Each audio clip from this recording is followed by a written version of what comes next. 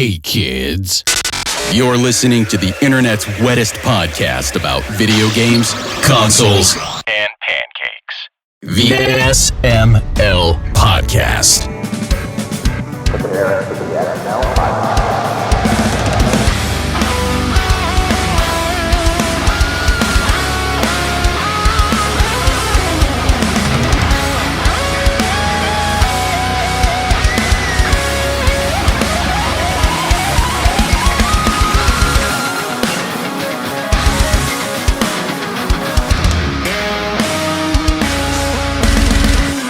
Hello. Yay, everyone's here.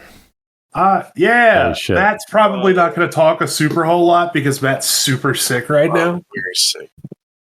But I mean, we always have the soundboard for him. I mean, Yeah, I don't that's even true. need We do have a complete likeness of him in digital recorded form. Matt, what do you think about the game? That's unbelievable. Yeah, I do.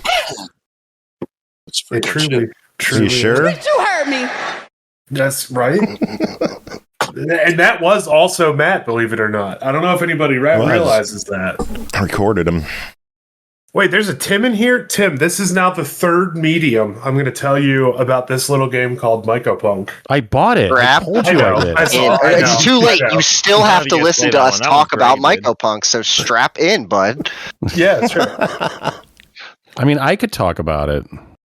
I bet I could talk about it more better. I reviewed it, so I got you guys beat. Wow. I'm getting ready to review it. Apparently, that review was so Isn't bad, that you had to give what up more we're here codes for another review. You're 2 weeks late. Oh. And he's like, Get the fuck out my ring. Okay. Well, I guess we'll go back to playing Mycopunk then. all right, y'all ready to See you guys start? later. Should we How many start? you Yes. guys got on your My team, God, man? I'll there's a- jump in. We have four. They got That's four. why 4 of us Oh, are here. damn it. Yeah. If I was going to break away from the game, I was bringing my team with me. The team. That is fair. That's smart. Wait. All right. Should we start? Yeah. Anyone Do have it. questions, concerns? I am concerned about the number of people in here, but I think there's we'll a work. lot. It's- Also, hi, Grant. What's up, Bagadam? Hey, buddy. How we living? Always good. How about you? Hey, can we just like take any word and put punk after it and make a game out of it? Is that how that works? Kinda. Yes. Like Stemage Punk? milk? No, like Castle Punk. Castle Punk. Yes, Castle Punk. Milk Punk. Soccer Milk Punk. Punk. Milk Punk? Office Punk. I'm in. I'd play Milk Punk. Confused with Totally. Milk Punch. Totally play a game called Office Punk. Like, what? Hell yeah. Calamine Oh, Grant, I've Motion got good Punk. news. What you got? I think it's probably going to wind up being like 2 or 3 days after my birthday. I finally take physical ownership of my Arcade Legends virtual pinball. Oh shit! Really? Let's go. Oh, that's awesome. Pinball Punk. I'm Pinball so Punk. Yes, PvP. love it. I play that. Rad. Good get. Yeah, Hell that game's sick. Good machine. So, in the I had that time on the that show, I have not really. been playing, so like last night, they finished the amalgamation hunt, and now there's a new mission? Yes. Yeah, That's Nice. correct, Wendy. That's the mission we were trying to get you to play before we jumped into here. Well, let's do it again. Well, Run it hold back, on. We baby. got to talk about the game first. That's why we We came to can't do this both? Discord. You Oh, okay. dumb. You We do that stupid- no los dos. You guys could play during like the chatter at the beginning.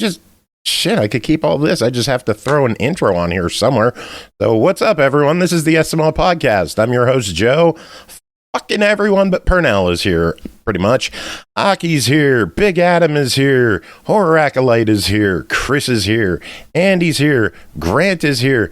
Tim is here. Is here. And Adam, you brought 2 new people, didn't Why do you? you have to say my last name? You didn't say anybody else's last name.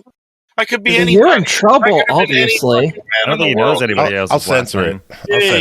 Jesus Christ. Yeah, I'll 'cause bleep he it out. came out here using your government name. Yeah, you better, Joe, because I definitely wasn't joking. Man. You said his name and he was like,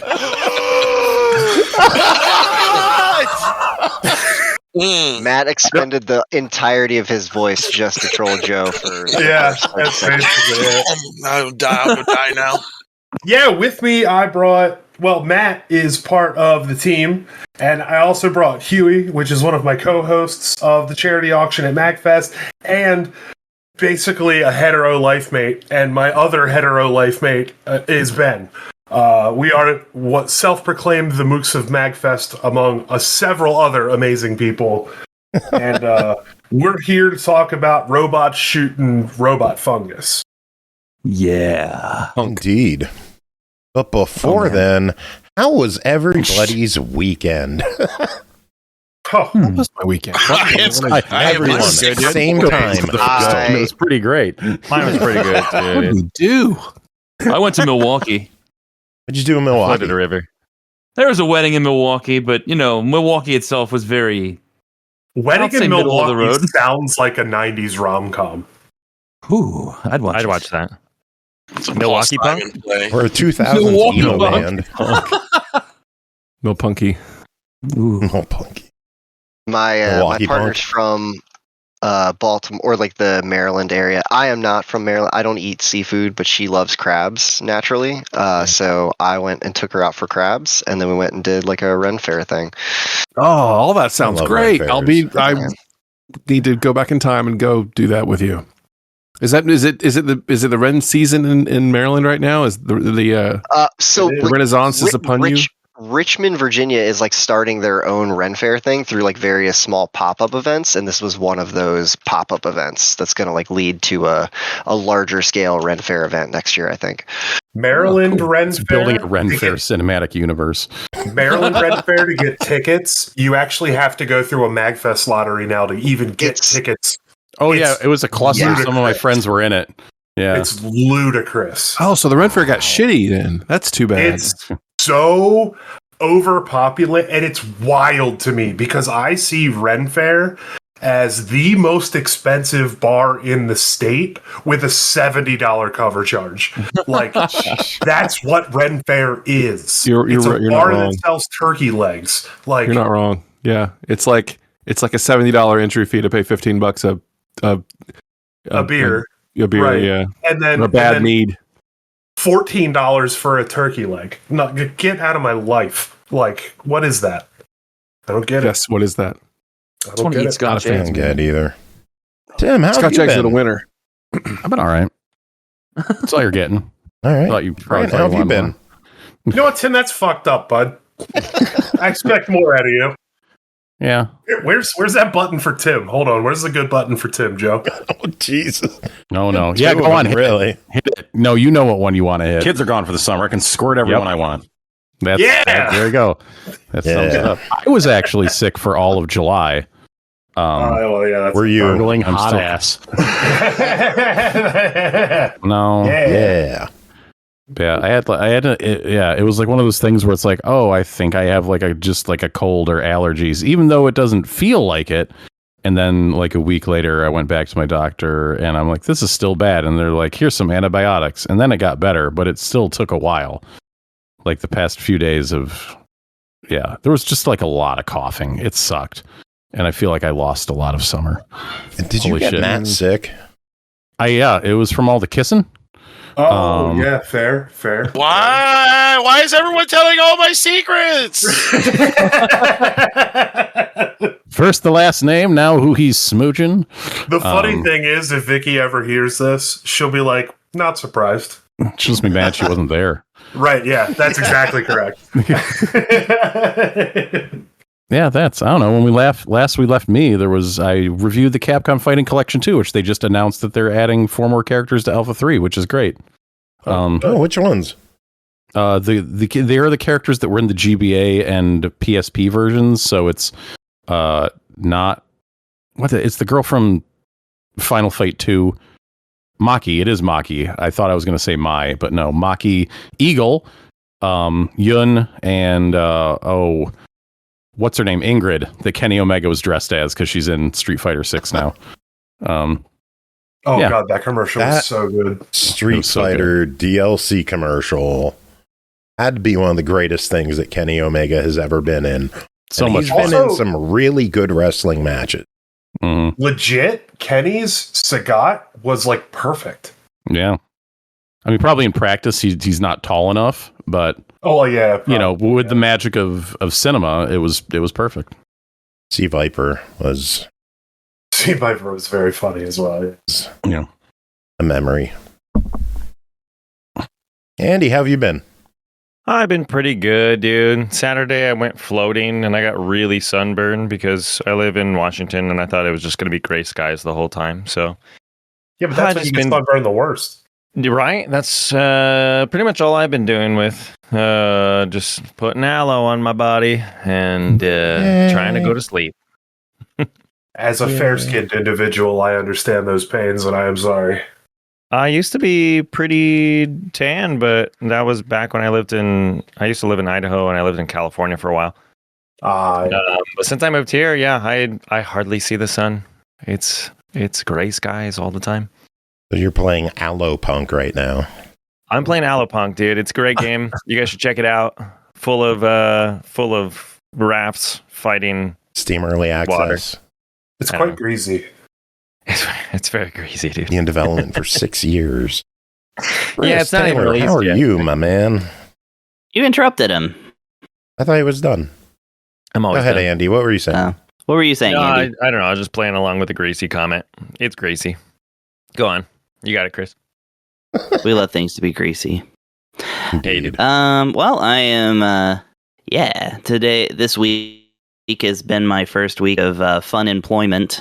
That is to say, my job ended at my prior job, and I probably have another job lined up pretty soon. So I'm basically having that inter-job vacation. And yeah, I've been playing a lot of video games, reading bad books, and actually I just got a good book yesterday. I'm looking forward to reading that. Because when I don't work, I sleep. And when I sleep, I can read because I don't fall asleep while I'm reading. So I'm trying to catch up. This is the book I just got yesterday is Once Upon Atari, How I Made History by Killing an Industry by Howard Scott Waugh. The one guy who made E.T. on the Atari 2600 in 5 weeks. Very kind of. He's It's the one like you met the last story weekend, of the right? video game collapse. Is that the game that I got met him last weekend. buried in the desert? Yeah.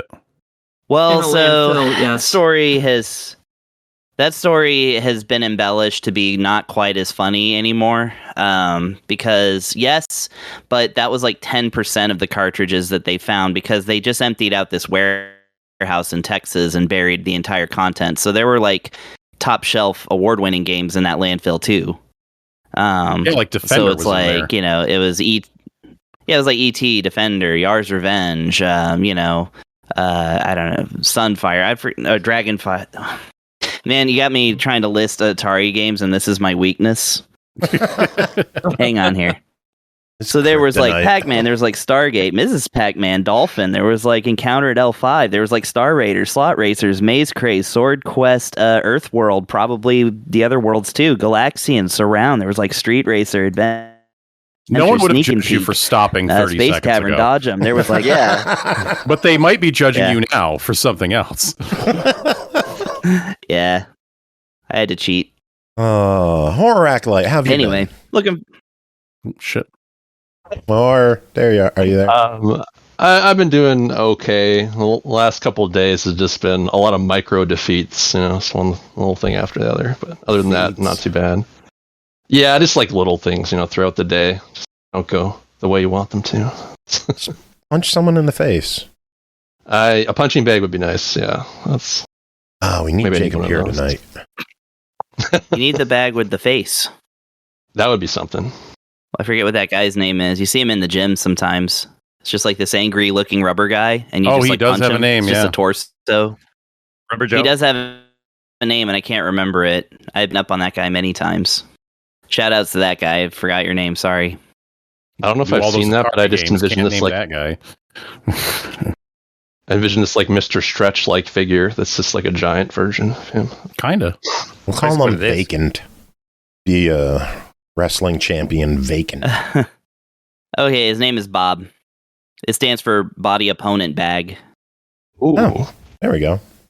I like that. So you can buy, and he's by Century, so sometimes he's called Century Bob.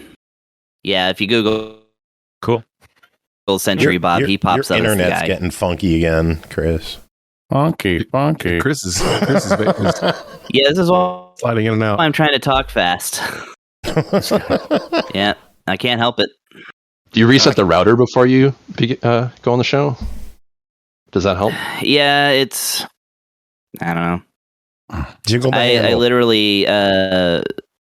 yeah. Oh, shit. I literally just left a job where I was, like, constantly asking people questions about what they're doing to their internet to make their software not work. So I have tried a few things at this point. Can you hear me now? Yeah, you're still here. BenTarkus, how have you been? Oh man, I'm tired. I do a lot of work, especially in my day job. So it's nice to have, this downtime. All right, Aki, what about you? You're the last one. I don't remember much about this weekend because I was playing review games and I didn't sleep a lot. Very good. Because I was playing review games. Proud of you. Yeah. Yep. All right, should we get to review games? Because we got oh, go ahead. I just want to share something. I want to turn. I just want to share it. My work isn't great, but I'm going to see 9 Inch Nails tomorrow, and I'm very excited about it. I just want to share that with everybody. That's awesome. Also, awesome. MagWest is this weekend, and I'm playing with Ivy and Sarashu, so plug if anyone's going to be. Ooh, hell yeah. And so work ain't great, but all the other shit's cool. So yeah, music, SML punk. Let's go. Punk. Yeah. Now you got to make a song, a punk song for 9 it. Inch Nails was my favorite band in high school, but they never came to Charlotte for some reason. And so I'm finally getting to see them for the first time. So I'm very excited. So Dude, that's rad. Oh yeah. Yeah. Wasn't cheap. Not going to think about it. Just going to go. How about this, And Grant? You have a challenge, Grant. Ska challenge? punk version of Wearing This Together Now. What, I'm supposed to make that? Yes. we'll just call that a fail. Can I just can I just take the L? Can I just take it now? And You can take the L, yeah. Yes, That's a voluntary pass, actually. Yeah. I think that's do that. that's a voluntary last place. Well,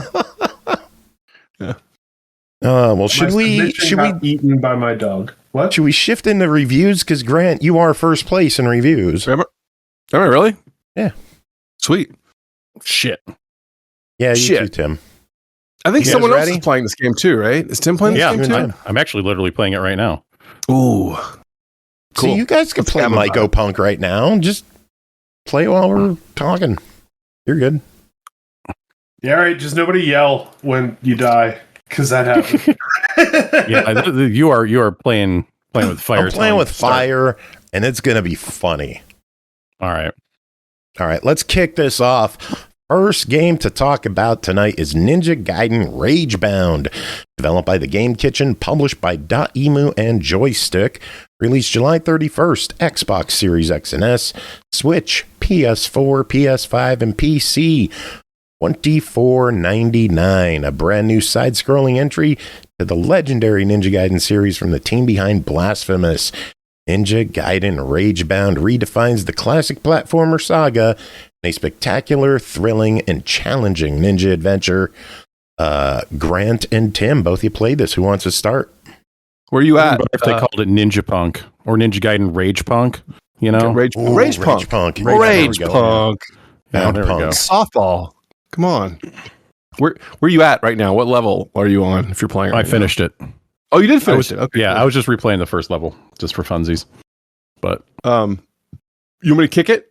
Yeah, I'll throw it to you. Sweet. Yeah. It's did anybody play Blasphemous? First of all, I did not. I did those play games. Blasphemous. Yes. Did you? Yes. Yeah, I hear they're quite good, but I just never played them. I don't know why. I mean, it's pixel art and it's side scrolling. Seems like my bag. It's dark, but it's never got to it. I feel like I need need Blasphemous 1, but I've heard Blasphemous 2 made some adjustments that would be more to my taste. Gotcha. Well, they do pixel art and they do it very well. This game is freaking gorgeous. It's like just an incredible looking game. It's obviously a side-scrolling platforming slashy game. It's a Ninja Gaiden game. I would say it really does feel like it has the DNA from Ninja Gaiden's history. Did anyone else call it Ninja Gaiden when you were a kid? Because you were on the East Coast. I think I did, a little bit. I just want to make sure I wasn't alone because the internet didn't exist and I'm from the South. So yeah, Ryu is not You don't play as Ryu in this game, but he is in this game. Won't say why, but he's in this game, and you play a character named Kenji. You also play a secondary character named Kumari, and you're both tasked with ridding the worlds of demons. Essentially, it's like it's got some story. It's not. You're not playing this for the story, but there's actually some pretty fun characters. There's some political intrigue. I kind of like the direction of the story, just like especially in the grand scheme of like Ninja Gaiden's past. Yep. That's not why I'm here, but I was kind of like, oh, I'm delighted by this. It's more story than you're used to getting from these games, which is cool. And there's some even some vehicle levels in this game. This game knows what it's doing. When you play as Kenji, you have sort of a standard slash.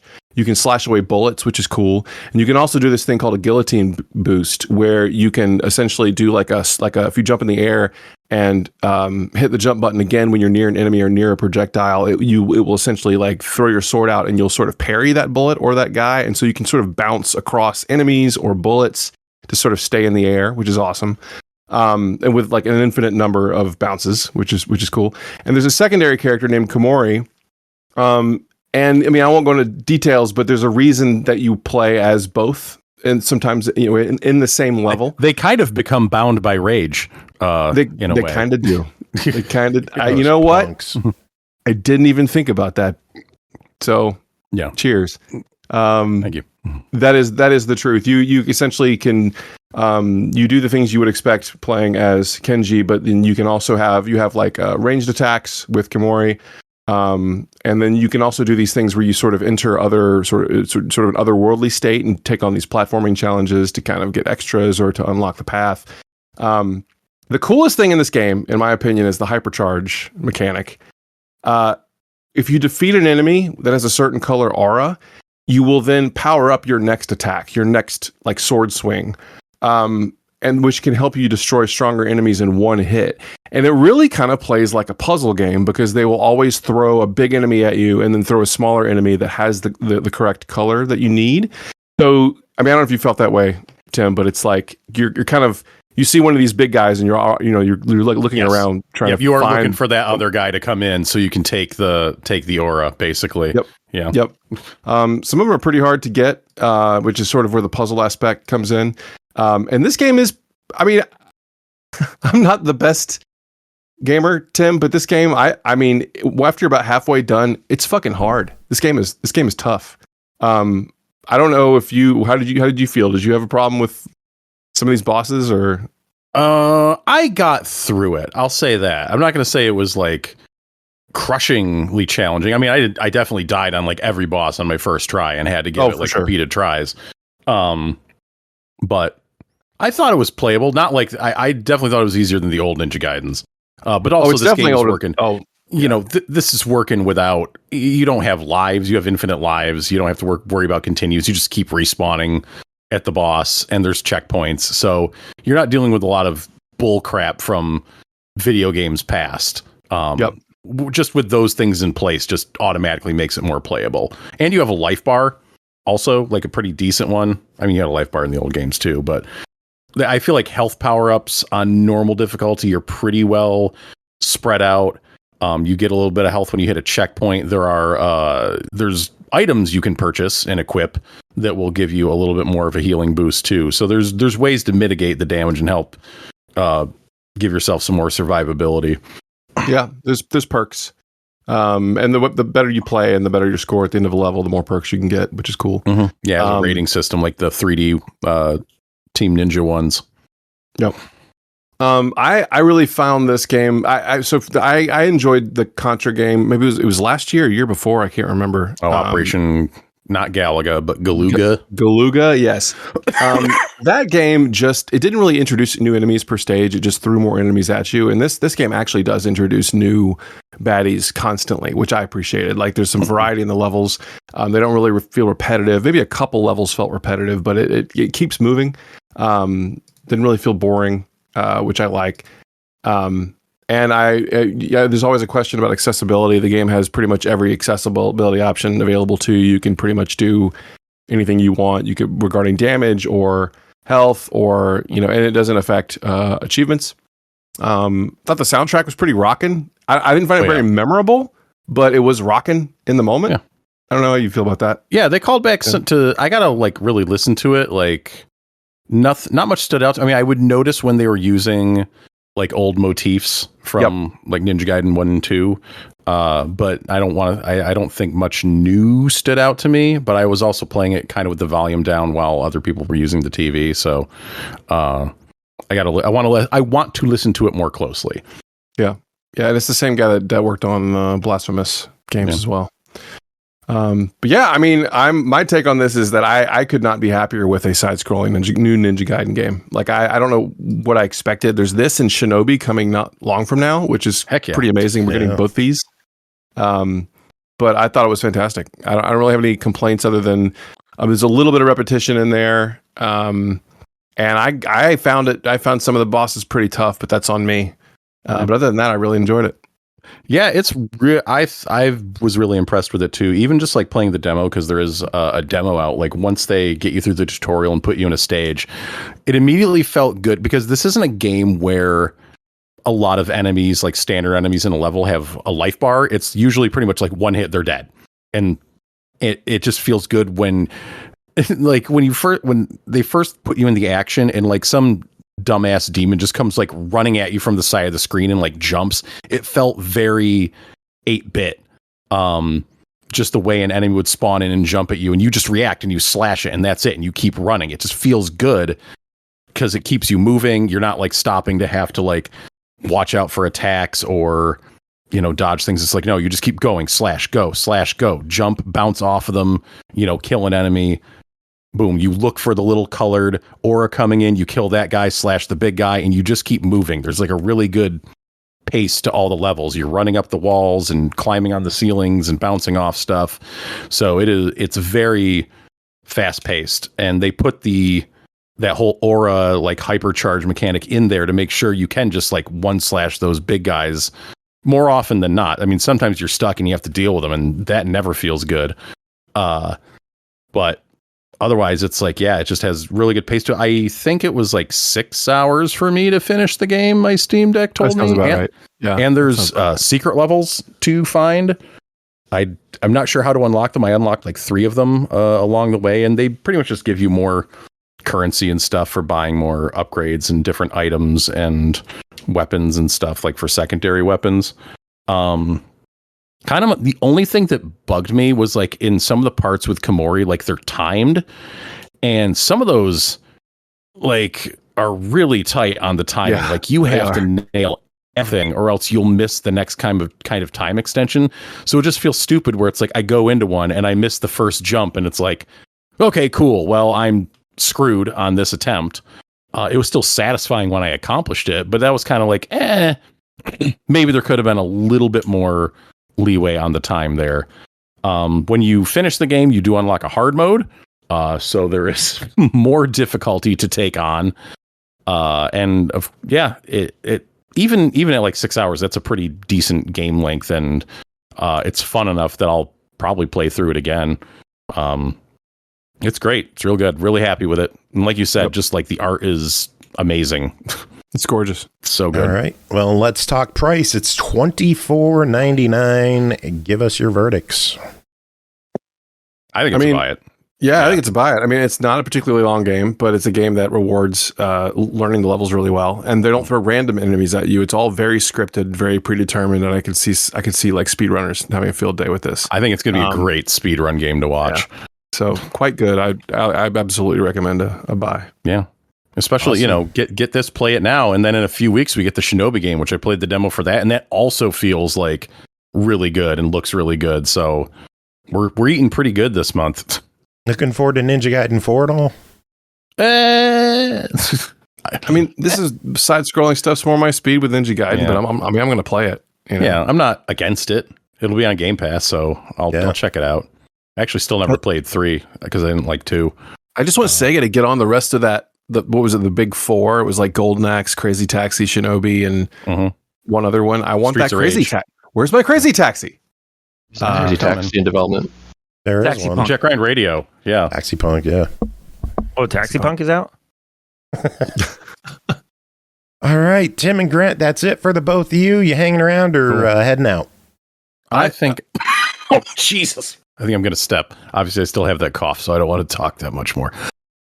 I normally stay the whole episodes, but I got to run. I've got so much crap I got to do before I leave town tomorrow and then the following day. So much love to you all. Yeah. SML Punk for life. Yeah. I'll just throw my 2 cents on Mycopunk, and that yes, Adam coerced me into buying it, and I coerced 3 other people into buying it. Oh, and I don't think no one in that equation is upset that they bought it. So yeah, it's a hoot. All right, good night. Have fun. This window. I guess all right. I guess I'll do this too. This window, Punk.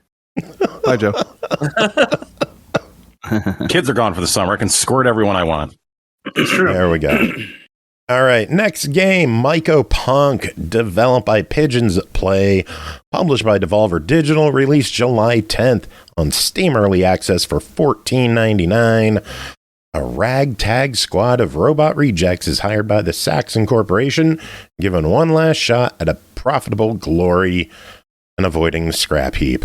They're the new Atlas Hazard Crew, a ramshackle squad of exterminators sent to uncover the mysteries behind a planet-wide fungal catastrophe. That sounds cute. Embark on a series of dangerous planet-side missions to drive back the mycological menace. Could this be a simple natural disaster like they claim? And did Saxon really misfile your taxes? That your own fault. Big Adam and the Chase Punks covered this one. Take it away. Man, okay. So, Mycopunk has actually become more of a lifestyle for the 4 of us. Hold on, can I just jump in really quick, Adam? We just killed the amalgamation, and it dropped like 40 items. If that's not a satisfying little piece of like, what's to come, 40 drops off of one encounter. Yeah, totally. That is a true fact that happens. That's an event that actually started today, which is pretty cool. So basically, you take the Helldivers formula, right?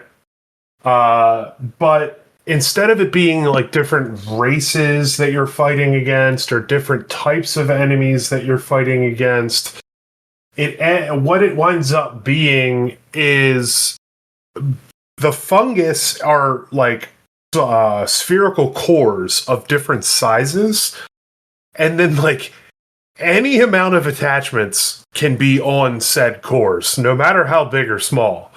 So like if there's a whole bunch of stuff going down and there's like a bunch of really big weapons that are just on the ground from defeated cores, the little tiny guys can pick those weapons up and use them all the same. So it's fucking sheer chaos. But the difference in this game, the main difference as far as the player base is concerned, is there are currently 4 different, let's say, hero classes. The Glider, the Scrapper, the Bruiser, and the Cowboy. All of which have 2 unique abilities to themselves. One of which is usually some kind of traversal, and one of them is some kind of either defense or heal or offense, or in the Scrapper's case, just a second way to move about, but he gives the team a way to move about. Another major difference is, while there is a bunch of different types of guns that you can unlock that are all wacky as shit and all have their own abilities, all of the weapons and all of the characters are all individually upgradable, and the upgrade pool is the size of, let's say, Destiny. And to even stack on top of that more, those individual upgrades have different percentage-based values that can be different on a range. So you're not only looking for, whatever upgrade you want to put on your weapon, but the best version of that upgrade. So there's almost always a reason to grind. And the cool thing is, all of the upgrades make all of the weapons seem ridiculously insane, But that's fine because this is entirely PvE content. So you're not playing against other people. So you're not getting like washed out of stuff at all. You're just turning your robot into an Armageddon weapon wielding psychopath that is hell bent on destroying any and all fungus and or attachments. You're the premise of the game, like it said, is you're working for the Saxon Corporation. It's like a really goofy team of robots. And in your hub center, there is the leader of the robot crew, who is named Rochard, who is in fact a roach. I will say, do not punch his snacks. He does not take kindly to that. But Rochard is basically there to get the robots on a ship and head to the planet Atlas to do one of several different kind of tasks. There's missions where you can just kill everything. There's missions where you have to clear fungal infestation off of some circuitry and get some satellites back up and running. There's another one where you have to use a satellite system. You have to get a satellite system back running to call down a railgun to fire at an enemy salvage ship, which then rains hellfire down upon the planet until you leave through, mistakes that are almost constantly made. And that's the funny thing about this game is it's constantly funny. It's always like everything is always going wrong, and that's somehow a good thing. It's insanely funny in that regard. But yeah, there's a bunch of different mission types, and come to find out, there's also like hidden bosses and hidden objectives for you to go through. There's hidden secret weapons. Yeah, there's secret weapons that are acquired through like jumping puzzles that are completely separate from the rest of the map, and you have to find the entrance to it. And then it you move into a completely hidden part of the game where you have to complete a jumping puzzle and then complete a bunch of bosses. And then you get like the beginning piece of an exotic weapon. And from there, you have to go to each of the 4 regions of Atlas to find another hidden thing. This time, it's just in the open world. And once you have all the pieces, you can configure all of the upgrades into the weapon frame you collected in a very specific manner to unlock the gun. And it's not a gun, it's a friggin' chainsaw. And it's insane. It's amazing. And actually, Huey has a build right now with his chainsaw gun that the more he saws, the faster he runs. So he turns into Sonic the Chaotic fuck-em-up hedgehog, just zip-zap dashing all across the entire fucking map, dude. It's hilarious. It's one of the only times I get frame drop. I'm like, I can't even keep up with what's happening. I am just chainsawing so much. Yeah, it's insane. It's insane. I also recently found one of the regularly unlockable guns, the plate launcher, has a couple of exotic upgrades that I put onto it that turned this thing into just a decay creation machine that also summons bees. Yeah, I don't know why there's bees, but they have their own individual damage type that's not specified anywhere in the game, and it says bees. It's amazing. Good God. I cannot get over how good this game is. And I'm going to shut up and let Huey or Ben or Matt, if he's able, give any amount of opinions they have on it. Anything maybe about the game that I missed. But Huey said something. Okay, then this leads well into that. Huey said something like the second time we played this game that still rings true a couple weeks later and 55 to 60 hours in. Yeah. I don't feel required to grind this game. I feel that any amount of grinding that I do is wildly beneficial, so I want to do it. Yeah, there's nothing like as a former Destiny head, it was just like you feel it's at that FOMO, but this is just like you want to play more. I feel like I want to come home and just fire this game up when I come. It's just so satisfying. There's so many little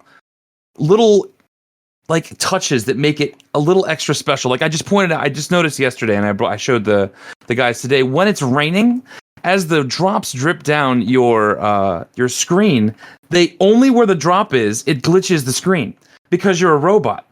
And it actually then makes rain kind of irritating when you're in it, which most games, rain is just sort of a thing, but this actually becomes an environmental hazard to a certain extent. Not a major one, but it's neat that that's a little thing that they put in there. There's so many little voice lines that, you hear the characters banter about.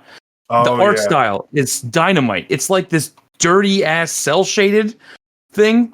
There's so much to this game that it feels more feature complete and aesthetic. Yeah. And the soundtrack. Yeah. Oh my God. We've literally been searching for ways to pay someone to give us this soundtrack and have come up empty-handed so far. The minute it's on Bandcamp, I am buying the soundtrack. It's so good. The mission launch song is so catchy and fun. It is. I don't know. It's just, yeah. The music for the hidden boss and spoilers a little bit, I guess. There's a hidden boss.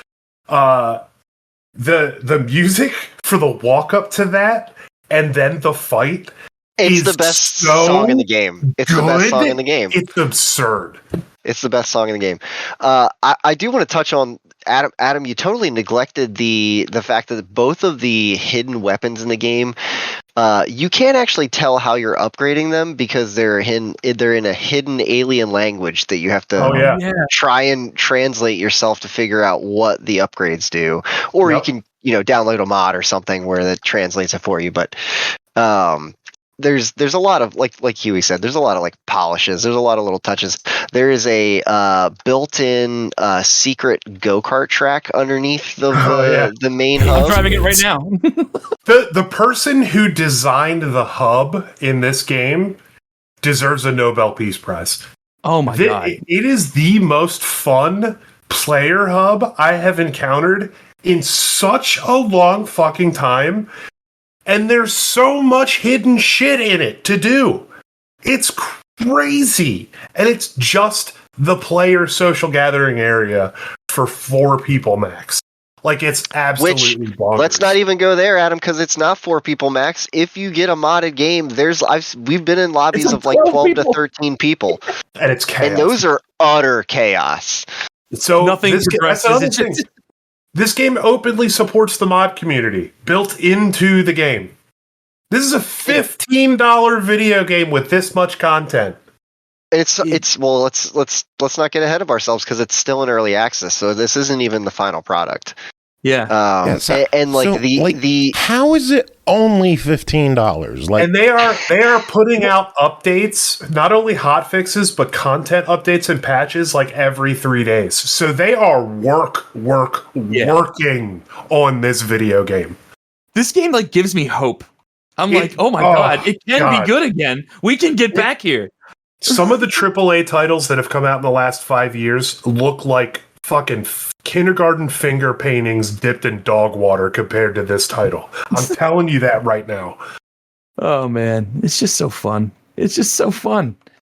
Strong recommend. I think it's interesting to consider the fact that like the lobbies when modded support up to like more than 12 people. So like that goes on to say that like the code for the game literally supports larger lobbies. It could be that like we're just seeing the surface of like what their group content can be like, and they can go on to have like 6-person raids, like 12-person, 6v6 PvP. Yep. Like there's going to be layers upon layers of evolution in this game. 40v40.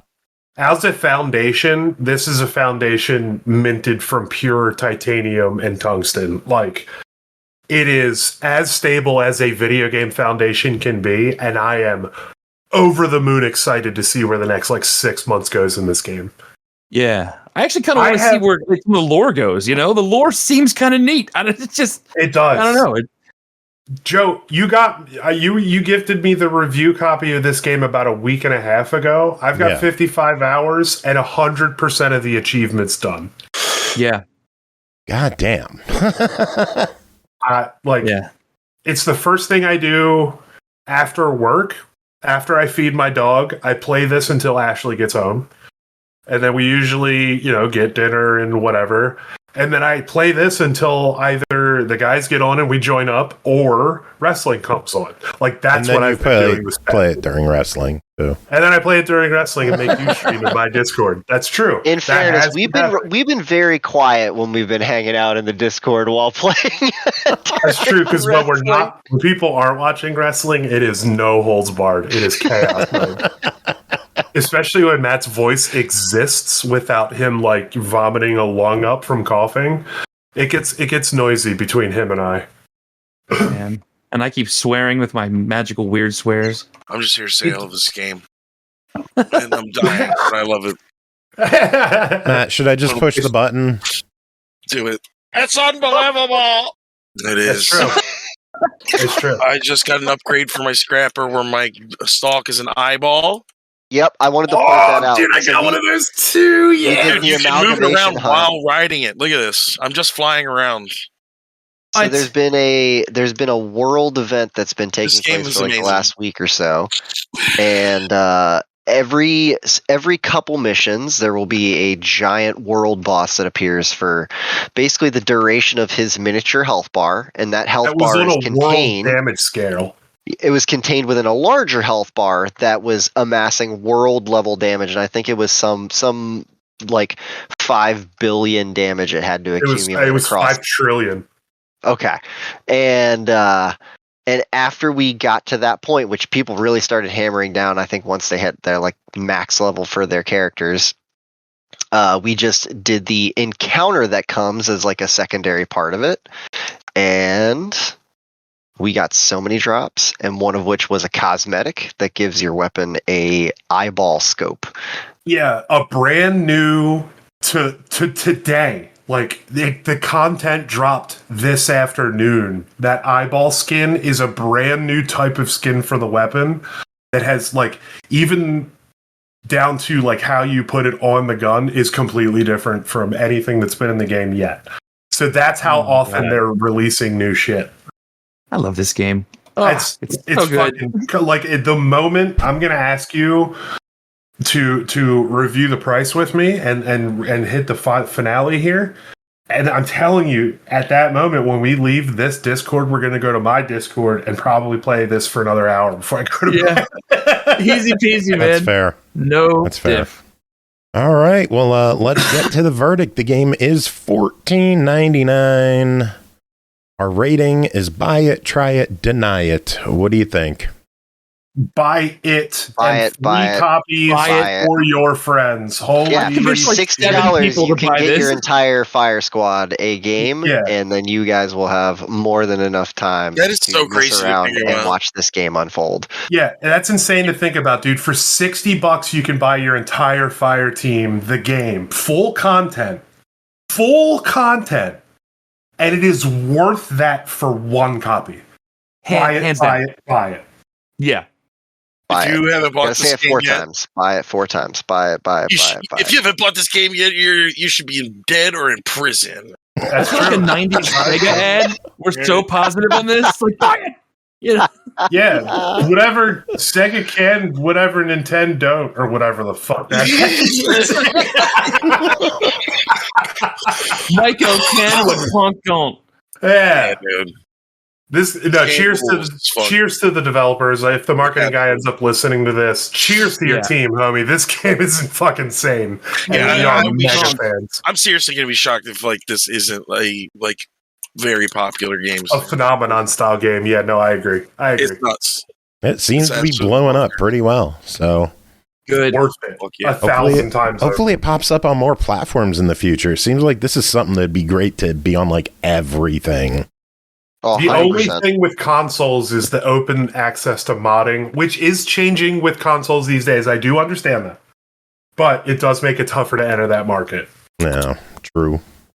All right. Well, I want to thank the four of you for coming on. I guess I'll use Matt's words against the four of you. Good job, drug addicts.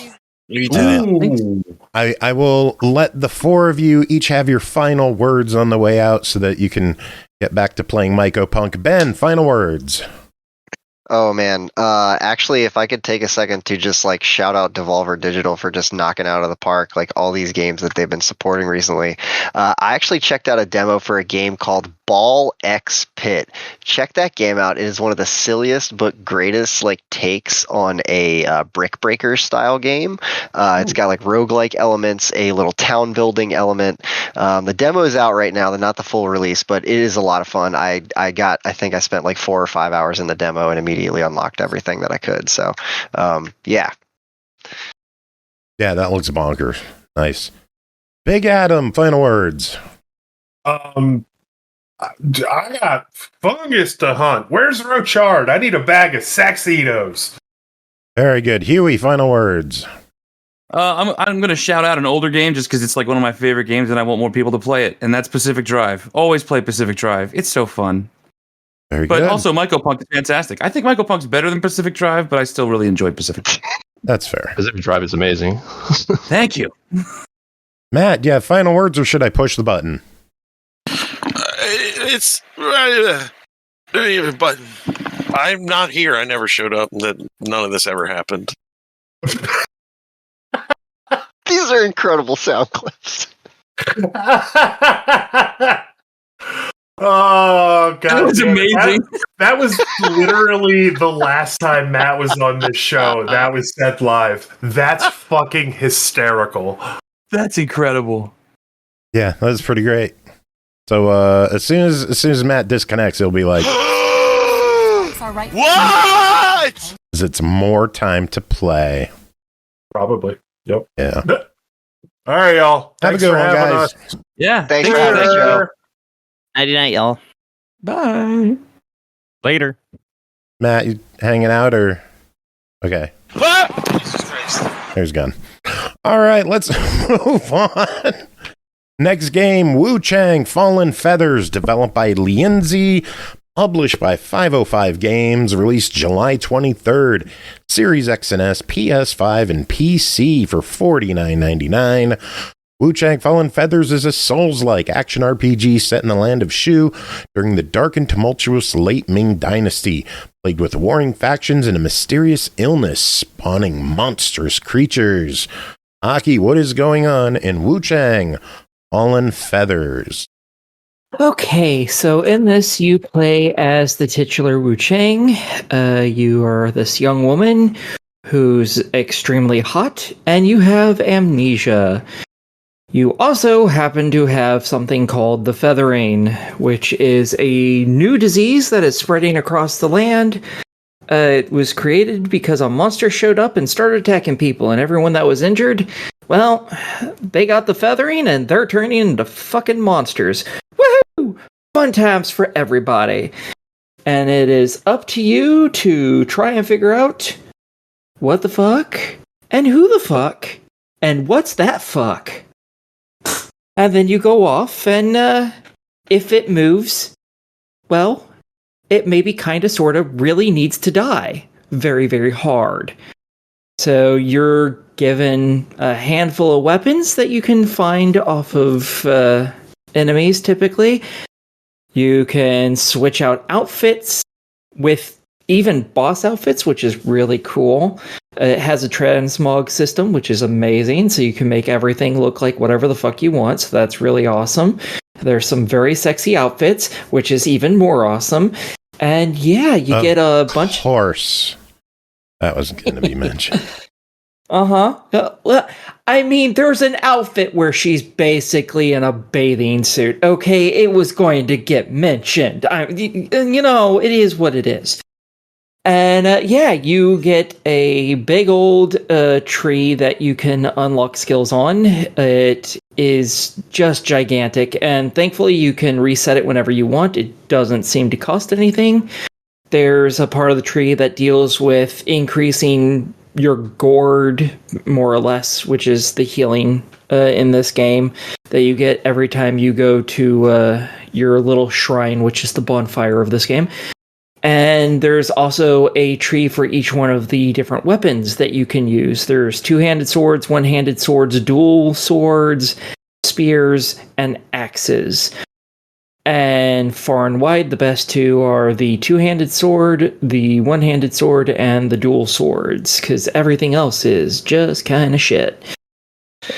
You get different abilities with each one of these weapon trees. You also get stat increases. Those stat increases determine how strong different weapons are because they are all based on different stats. And you also unlock different magics, different abilities, and even different weapon styles through the weapon trees. So each weapon ends up having two abilities that you can use, and one of them is based on the weapon style that you're using. You have a couple upgrades for each style that you can get as well. You cannot max out all of the trees, at least currently, as far as I'm aware. It might be possible to max them all out if you collect absolutely every item in the game, because there are items that allow you to level up even if you haven't leveled up, but there is a limit to how many levels you can obtain to this game, so I assume you can't max out every tree, which makes me kind of sad. But yeah, you're going around, you're fighting people who have turned into monstrosities, as well as kicking the shit out of bandits who really think they're some hot shit, and they really aren't, which is great fun. I mostly used a two-handed sword because that was the weapon you started with, and, well, I got good with it, so I just have kept with that. Yeah, this is very much a dodge things and hit things as hard as you can and just keep dodging over and over and over type of game. You can unlock with some weapons a block ability or a deflect ability, namely with the, I think the axe and the spear both allow you to block, and the two-handed sword allows you to basically deflect and then counter abilities, which is really fun. You do have a madness bar, more or less. Every time you damage human characters, your madness rises. Every time you die, your madness rises. And when it hits a really high level, 100 plus, the next time you die, it spawns a demon version of you, which has all of your abilities, all of your weapons, and it don't fuck around. So, good luck. I don't know how many times I've died to that little bastard. Yeah, it ain't no joke. Because it has access to everything, including healing. So, if you have a bunch of heals, guess what it has? A whole bunch of heals, and it's a little shit. Get good. Yeah, basically. And I'm not that good, apparently. So, yeah, you end up fighting things from people that are just larger than normal to these giant beasties, to little tiny bandit dudes who aren't infected at all, but are still very much going to die because they're little shitbags. Woohoo! There are a few different endings to this game, apparently. I have not gotten any of them, because this is a very long and very difficult game, and there are a lot of pathways that all split from each other, and it is really hard to remember where the fuck you're going. So I have gotten myself lost many a time, and I don't even know if I've gone all the different locations that I can go and the locations that I have open right now.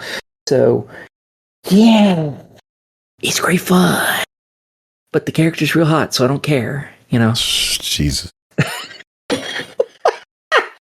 So, yeah, any questions from the Peanut Gallery?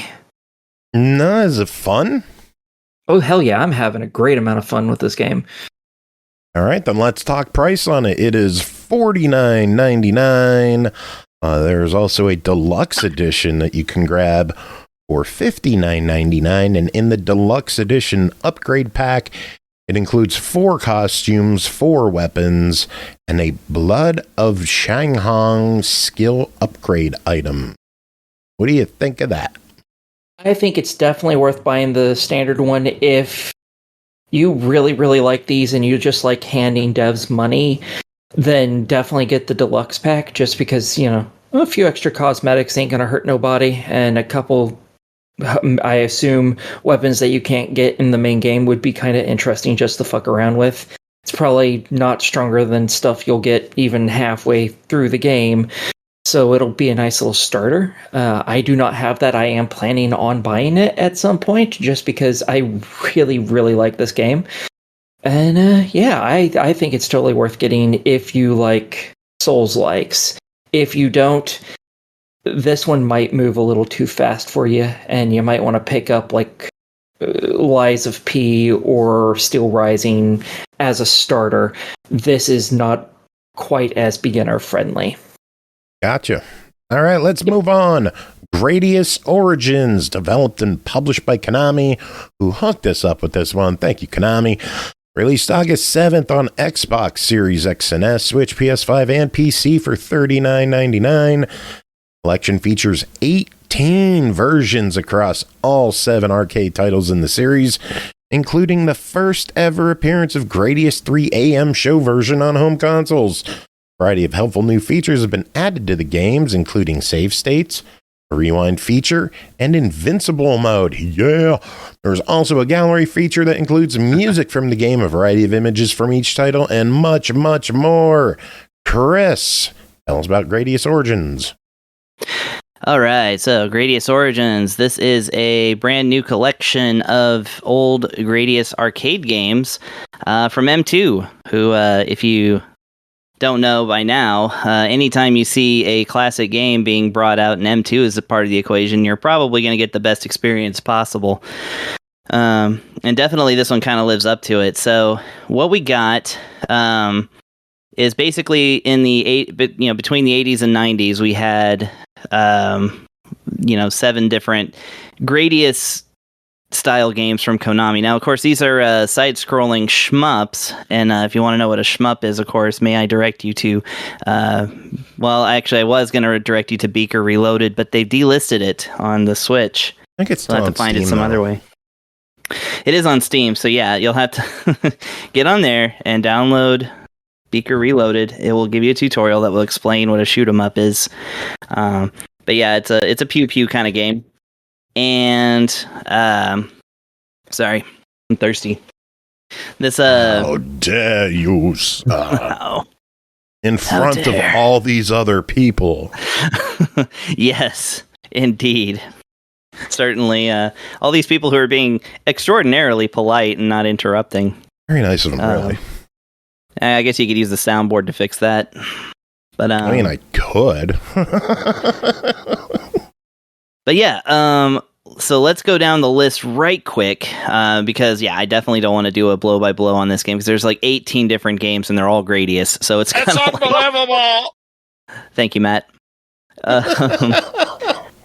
So yeah, we got the original GRADIUS, and by the way, so like I said before, these are all arcade versions of these games. There's actually no home ports whatsoever. So if you have GRADIUS on the NES, you'll kind of recognize this because that was a very good port. But, none of them are going to be the exact one that you would remember. But there are 2 American versions of GRADIUS, which actually were called Nemesis.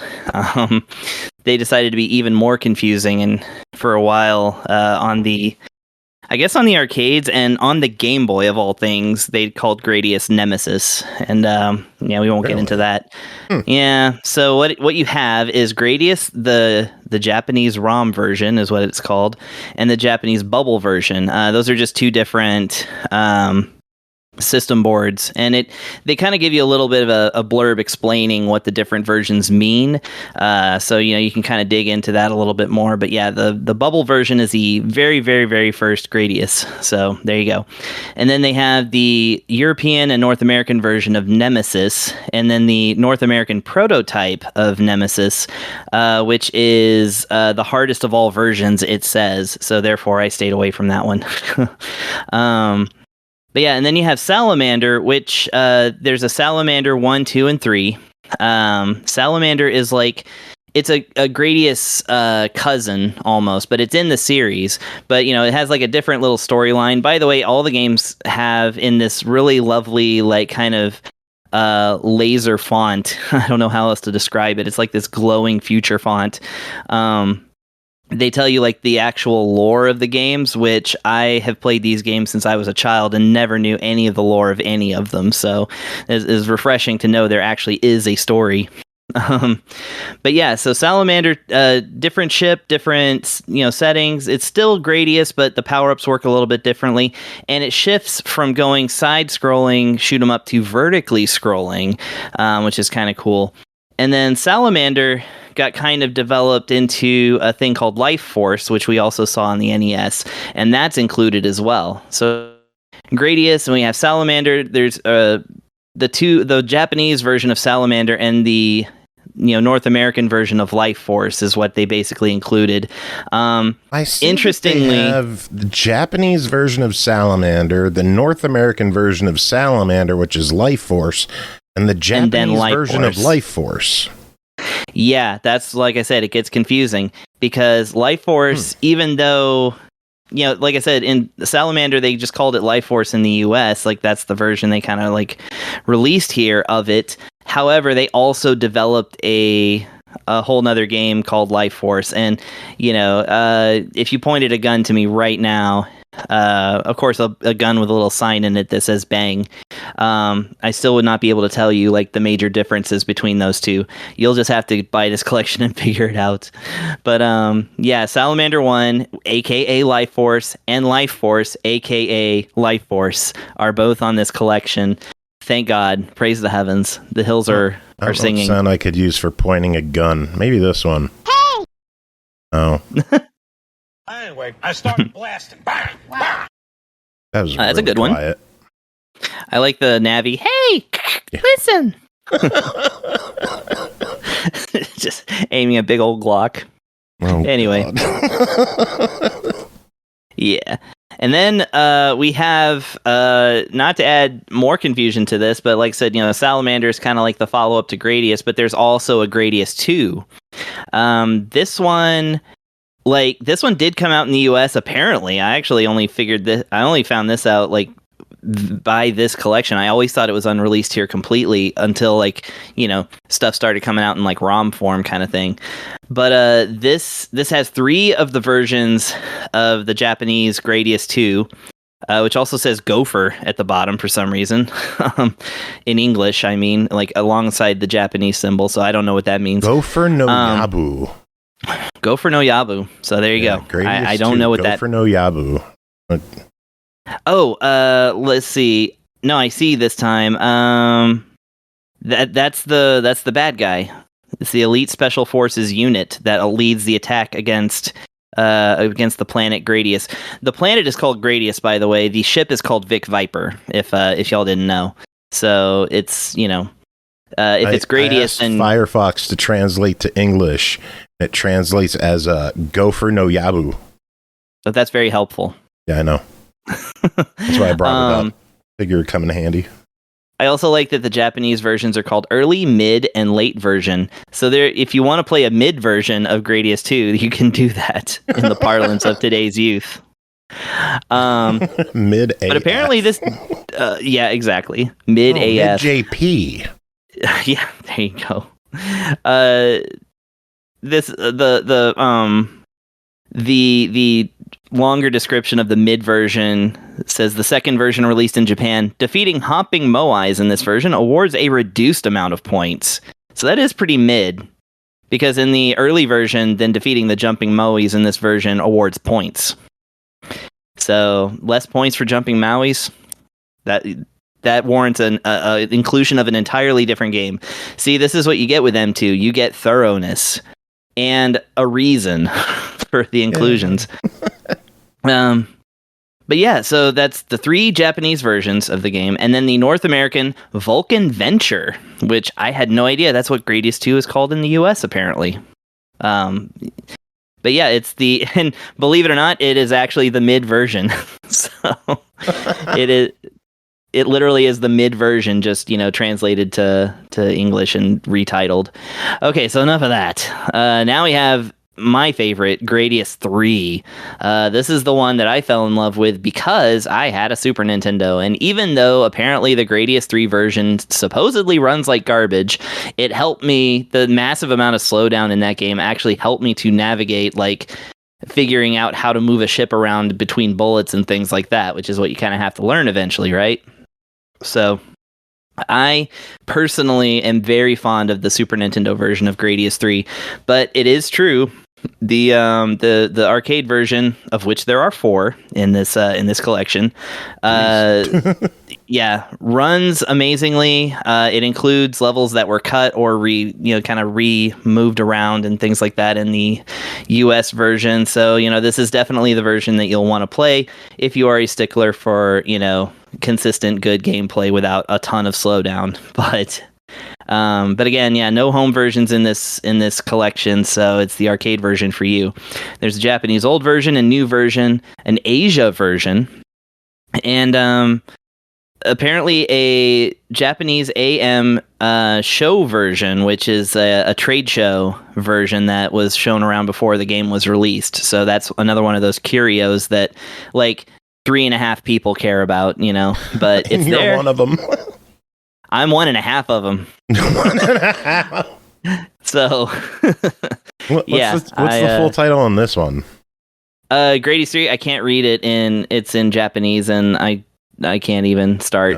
Store pages Densetsu Kara Shinwa E or Shinwa E. Oh, there you go. Something like that. I know one of those words. Translates to Gradius 3 from legend to myth, and apparently Gradius 2 translated to Gopher's Ambition. Okay. Well, we're getting somewhere now. Okay, so that's the end of the Gradius inclusions. Then we get Salamander 2, which is only presented as one title. So you get the one version of it. It is, it's a follow-up to the other Salamander, plays pretty similarly. This one has been seen before, but I personally never really got to play it. So I don't know that much about it, and I didn't beat this one in this collection. I didn't get that far. I did beat the original Salamander, and I did play a lot of one of the crown jewels of this collection, which is Salamander 3. This is a newly developed game. This one is brand new. So M2 took it upon themselves to work, I guess, with KONAMI and make the first Salamander game since Salamander 2, and I guess the first new game in the Gradius general series in what they said was 14 years. The last one was Gradius Rebirth on the Wii, where they, which good luck finding that one. It's gone. But I did not know that they have not made a Gradius since the Wii. So but yeah, Salamander 3, it's like I said, brand new game. It's got a lot of really cool stuff in it. They basically fashioned it. What relation does this have to whatever Salamander game was on the PSP? I don't remember why, but I remember Salamander being on PSP. I don't know. I don't know about the home ports is the problem. I know there's there was Gradius Gaiden, which might have been a Salamander game, but I don't really remember too much about it. I'm sorry to say. I'm especially not a PSP kind of guy. I think I have one of the Gradius things that came out on PSP, but I was a late comer to the PSP in general. But good question. And may have that answer by the next time a collection comes out. Or, M2 can do the right thing, and that's to come out with a massive collection of the thousands of home ports of Gradius games that have come out over the years. I'll welcome that. But yeah, so those are the games themselves. Like I said, the real standouts, I think, besides just having a whole bunch of different versions, is, of course, I love to see a Gradius 3. Gradius 2 is also really good. That one's, got the fire dragons and whatnot.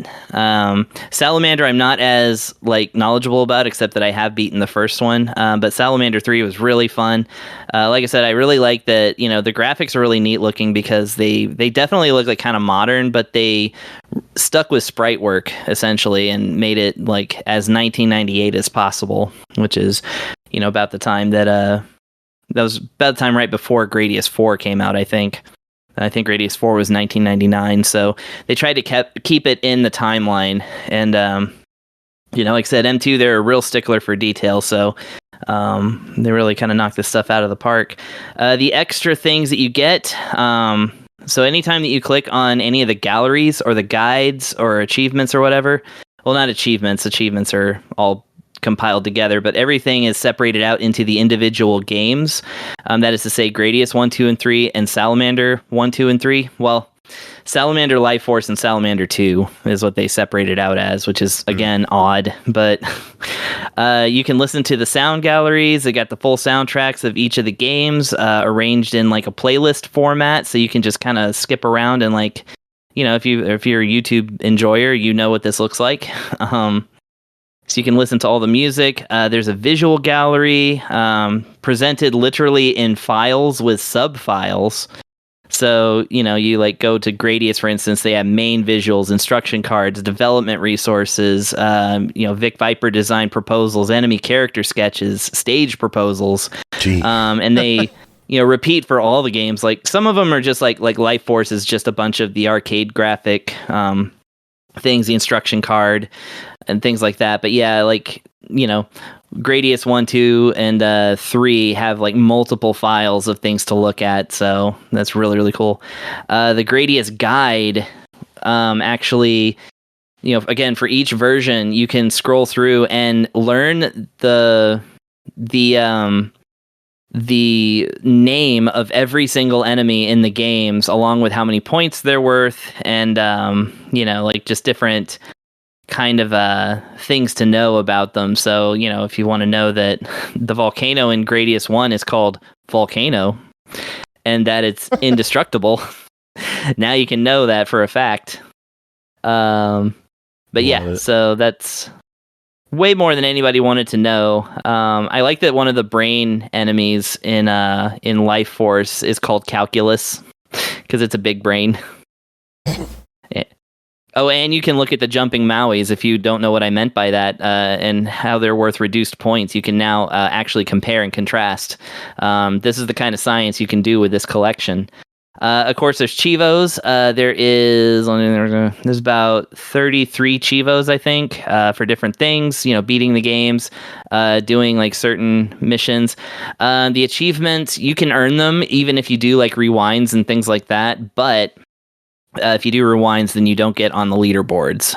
It will just tell you, now that you're using the rewind feature, enjoy it, but you won't get on the leaderboards this way.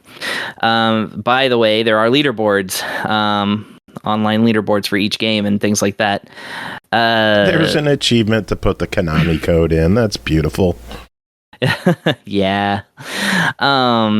And so, yeah, in all of the modes, like it was said in the description, you get the original mode, which presents you just the original game the way it is. An easy mode, which will basically make it harder for the enemies to hit you and provides an easier gameplay experience, is how they describe it in the game's text. These are available for all of them, except for Salamander 3.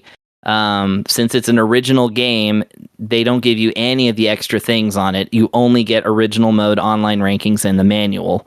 So just know that with this brand new Salamander 3, which I said I played it a lot, but I didn't get very far because there are no cheats that you have available for this one. I didn't try the KONAMI code though, actually. So, I'll have to get back and see what happens if I do that. Maybe it explodes your ship like it does in Gradius 3. They like to joke. All the games besides Salamander 3 also have invincible mode. So if you just want to take a nice casual little tour through the gaming's earliest bullet hells, then that's invincibility mode for you. Training mode, again, that you can kind of adjust your the game settings kind of on the fly and just kind of coast through it and see what parts work and what don't for you and things like that. You can do replays. And again, you can look at the manuals for all of the games as well if there's anything that you're missing. Just jam-packed full of like different things for you in these. Of course, once you get into the game as well, you have like you got your control settings. You can set the controls however and save the you can say you have different custom things you can do. You have a couple of like presets that you can do, and you can save them for each game and things like that. You can like even turn the sticks off if you want, so that's kind of cool. There's a whole ton of wallpapers, screen position, screen size. You can do dot by dot, full screen, fit screen, things like that.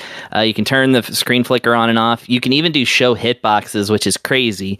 It shows you every single thing that you can collide with, as well as the size of your ship's hitbox. So it turns the whole game into an unwatchable mess, but it's great for those scientists who want to like learn the correct path throughout every game. I wouldn't recommend playing with show hitboxes on unless you are actually studying this game.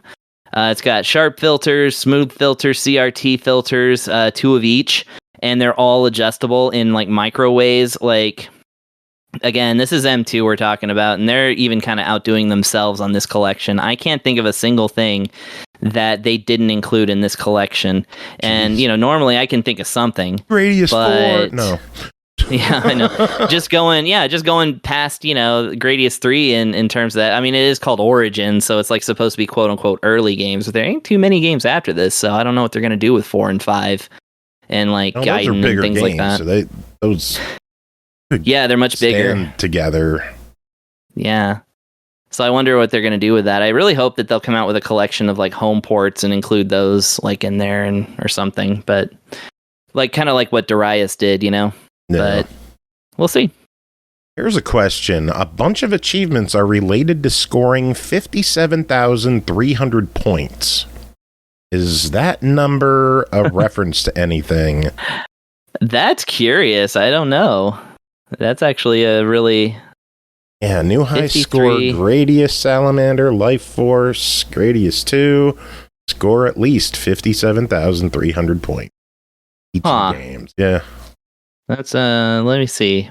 There are some neat achievements in here too, like acquire the maximum number of force fields and life force.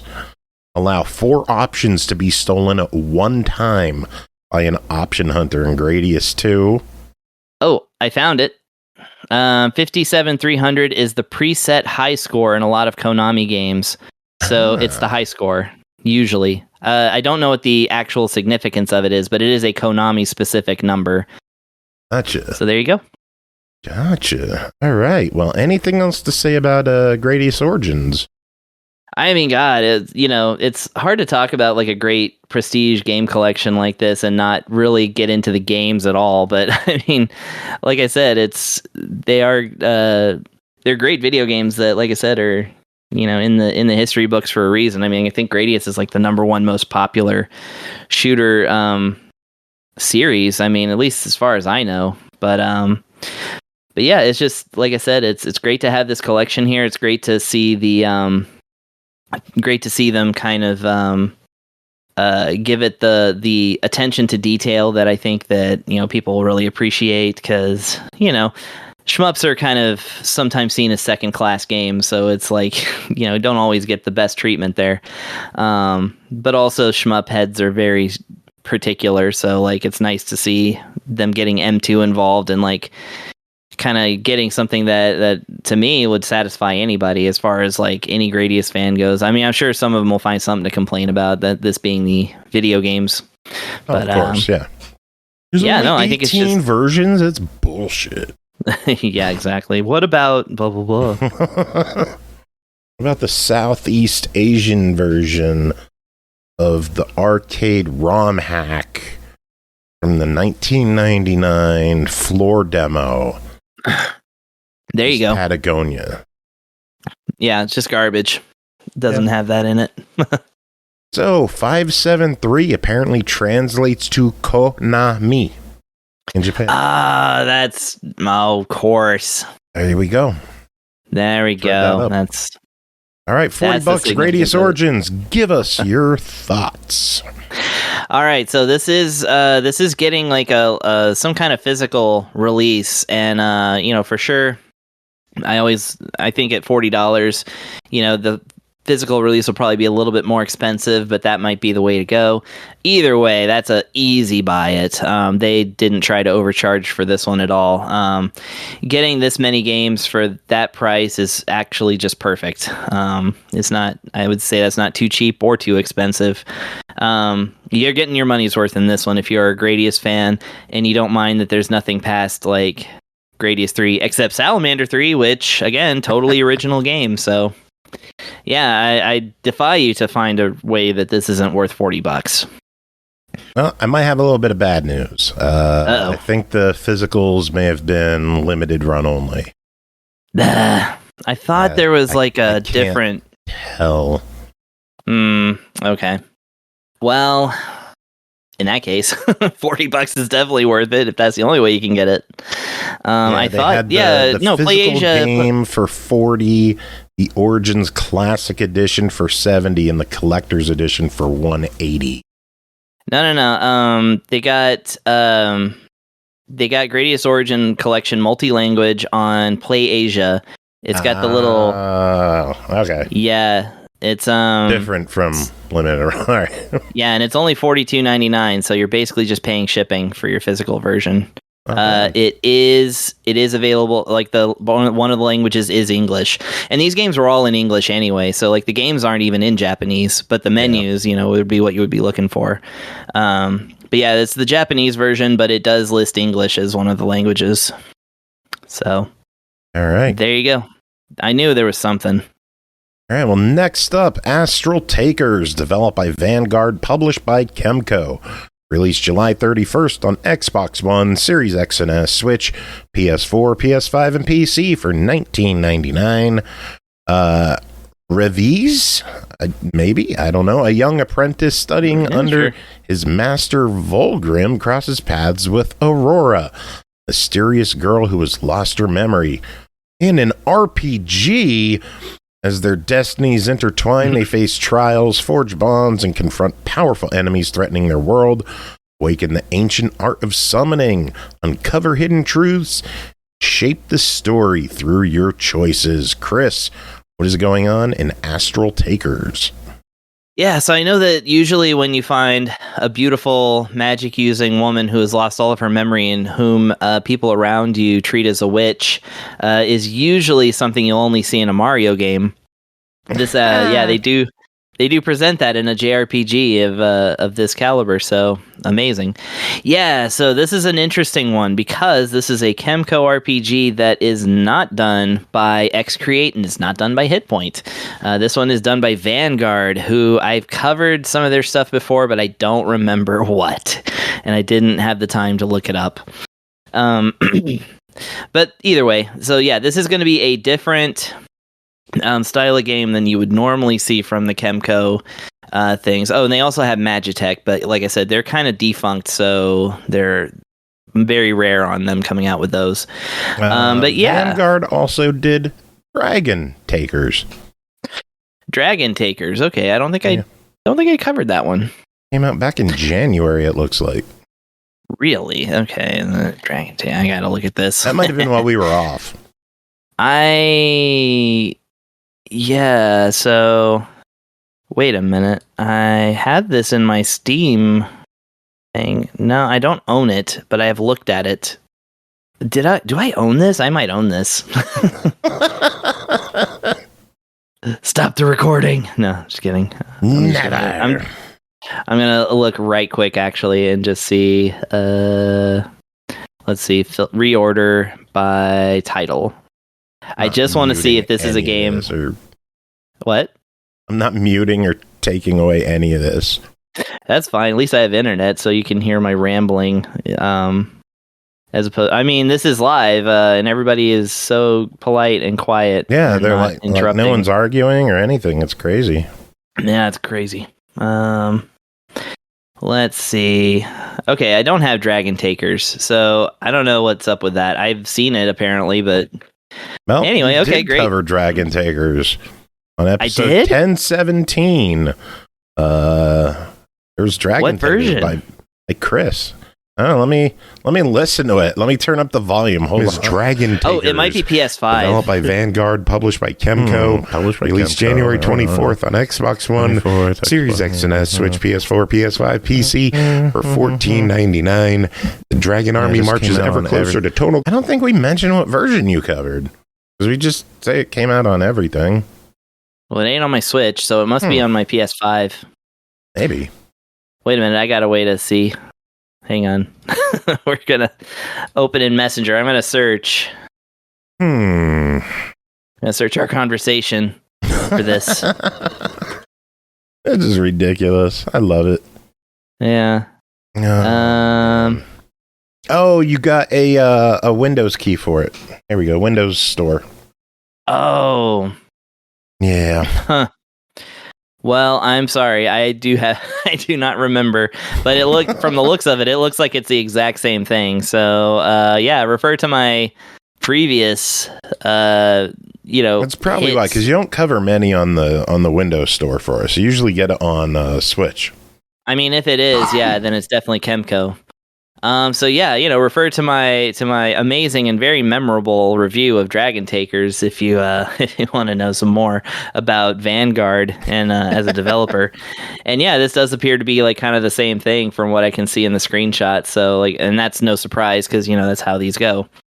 So yeah, this is an RPG with a little bit of a difference as far as KEMCO games go. Yes, you do play Revise. I think it's Revise. But I don't know. I don't know how to pronounce his name. There's no voice acting, so who cares? That makes sense. Revise. Yeah, I'm thinking, but anyway, he is a summoner in training. So he is learning how to summon, but he is actually a huge muscle-bound boy who doesn't appear to have a lot of the magical brain that you would expect of a magic user, and he seems more concerned with helping people in need with small things like their groceries or their cat or something like that. He's just a big meaty man slapping me. Yeah, exactly. Yeah, he's a giant boy. He's got big barrely shoulders and things like that. So he's and he is a very goody two shoes kind of guy. His kind of the kind of trope of like they're not related, but she's like a sister to him. Theo, who is actually a talented summoner, you can tell by the amount of like accessories that she wears in her hair and like jewelry and stuff like that. She's very magical looking. Kind of long suffering because of, like I said, his goody two shoes nature apparently. So she's there, and yeah, he meets Aurora, who is, like I said, an amnesiac, also a magic user whom nobody knows about. But then she is taken prisoner as a quote-unquote witch by a transparently evil guy who works for the army, of which Revise is a recruit. So, because he's recruited in the army, and I guess that... I don't know if he's learning summoning in the army, but it's, again, it's not super clear. The text of these are usually... they give you a lot of text. Navy. I'm sorry. I am so sorry. He is, yeah. So he's in the Navy, and so he because he doesn't know that Aurora's done anything wrong, and she's kind of isn't sure herself. He decides to go to prison, bust her out. Theo helps out, and along the way, they kind of learn that actually he does have some summoning power, and he is able to summon another companion that joins your party too. And you actually do, through your adventure, like summon different kind of characters that become like optional parts of your party. They say up to 8. I don't know if that means 8 total, or you have to kick one out if you get too many. I haven't filled up the roster of 8 yet, so that's. I'm going to say my store page says 8 unique characters. Unique. Oh, well, that tells you then. So if there's more than 8, they're not unique. Unique. Okay, well, there you go. Either way, what the... So surprised Aki's not yelling at us right now for saying I know, right? so much. I wonder what doing our okay unique over there? count is. Yeah, right? No? Yeah. What's our unique count up to in chat? Oh, geez, I don't know. Like 12? We're going to have to update that. No one's going to do that. We're getting freebies today. So yeah, anyways, so revise, your summon partner, Aurora and Fio, all basically get to go through these dungeons in order to kind of figure out what's going on. Why is the army acting so evil all the time? What's the deal with Aurora? Can they escape? Can they fix the world, which, is under some kind of imminent peril? Will they take those astrals? Things like that. The gameplay experience, of course, is a little bit different, and this is, like I said, just like the last game, from what I can see in the screenshots. So you walk around as your kind of 16-bit sprite character, right, in these very squarish maps that, definitely were made in RPG Maker. But, when you're in dialogue, your character's like an animated kind of swaying back and forth animated sprite character, which makes it's very funny to me because nobody really has a standing animation that does anything. They just kind of sway back and forth. So they all kind of look like they're just listening to some really chill music and getting really into it. Chill lo-fi hip hop beats to grind and just, explore dungeons too. And so they have those conversations. You walk around as your 16-bit sprite lead, and then you get into battles, and the battles are presented in first person, as opposed to the usual both people stand on either side of the screen. Basically it comes down to standard RPG type stuff, really. You can choose to attack, you can use your skills, you learn more skills as you go along. Of course, your summoned characters have different things they can bring into the equation. But yeah, there's not a whole lot that's different about the battle apart from just the presentation. They do give you a little bit of a they give you an info page on the left side of the screen that kind of tell you what the enemies are, what they're planning on doing, what they're weak to, what their resistances are. And then, like I said, on the right side, it's just kind of arranged into the attack, defense, skills, and items type of stuff. And of course, you can swap out your party members if you feel like you need a different party member for this particular fight. The interesting thing is that the way everything's laid out, it's got symbols and little squares and everything for all this stuff. Attack is in this square, a very touchscreen, touchable square. This game does not have touchscreen on the Switch. It is simply, you gotta use the controller to choose the button, but it very clearly is laid out for a mobile game style interface. So I think that this, as with all the KEMCO games, I believe this did start as a mobile game, but they didn't translate that to the Switch by adding touchscreen capabilities, which is always a bummer to me. Especially because the menu, especially when you want to equip a character with something, is so obtuse. So from the menu, the cool thing is that the menu always gives you the last thing that you learned in the game. It gives you a summary of that. So that's nice. You can never get truly lost because it'll tell you what the last thing you learned was. But yeah, if you want to equip, let's say you got a nice shiny new helmet. So you go to the menu. There's 6 options: status, arrange, options, story, skills, and items. You don't go to items, you go to status. And then in status, they have character art, where you can just look at a picture of your character, change equipment, skill details. So yeah, you choose your character and change equipment. Then you take oh no, I'm wrong. Yeah, you can take an item and you can remove it, or you can transfer it to another character. But yeah, you actually do have to go to items. That's right. And wait a minute. No. I'm wrong. Okay, hang on. I'm telling you, this is very confusing. Okay, so in either the status or the item screen, you go to change equipment, and then you look at your character and their equipment. Then you have to use the R button to scroll all the way to the items that are in your item bag, and then you find the helmet, and then you click on it, and then you click on either equip, transfer, or toss. So you click equip on it, and then you choose the character that that you can equip it to. And then that's how you do that. So it's just like, it's all these extra steps and confusing ones at that in order to like do things in the game. So it really takes some getting used to. I can tell your cats hate it. Yeah, I don't know who's doing what, but it's always somebody. But yeah, that's pretty much the gist of it. Like I said, you just go through the dungeons and go through the story and fight the battles and, just kind of plan your party accordingly. I didn't really see any places where it like stands out with any unique systems or anything like that.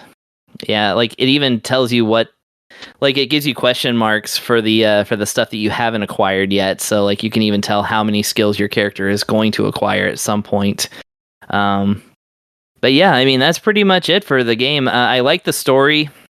Even though it is a little bit like cliche, like it does have, it's well written and it does have like some interesting characters. I do like the look of it. The music's really great. It's got a really grandiose kind of thing. Sometimes it switches to metal, especially for like battles and stuff. And I noticed the volume takes a huge dip when that happens. Like, when it's throwing like orchestral strings and stuff at you, it's just blasting you. But then it like switches to metal, and there's just a little guitar in the background, just like, just coughing out little riffs, and you're like, what? No turtle race theme, I guess. No, but what can be? I mean, there's nothing like the turtle race theme.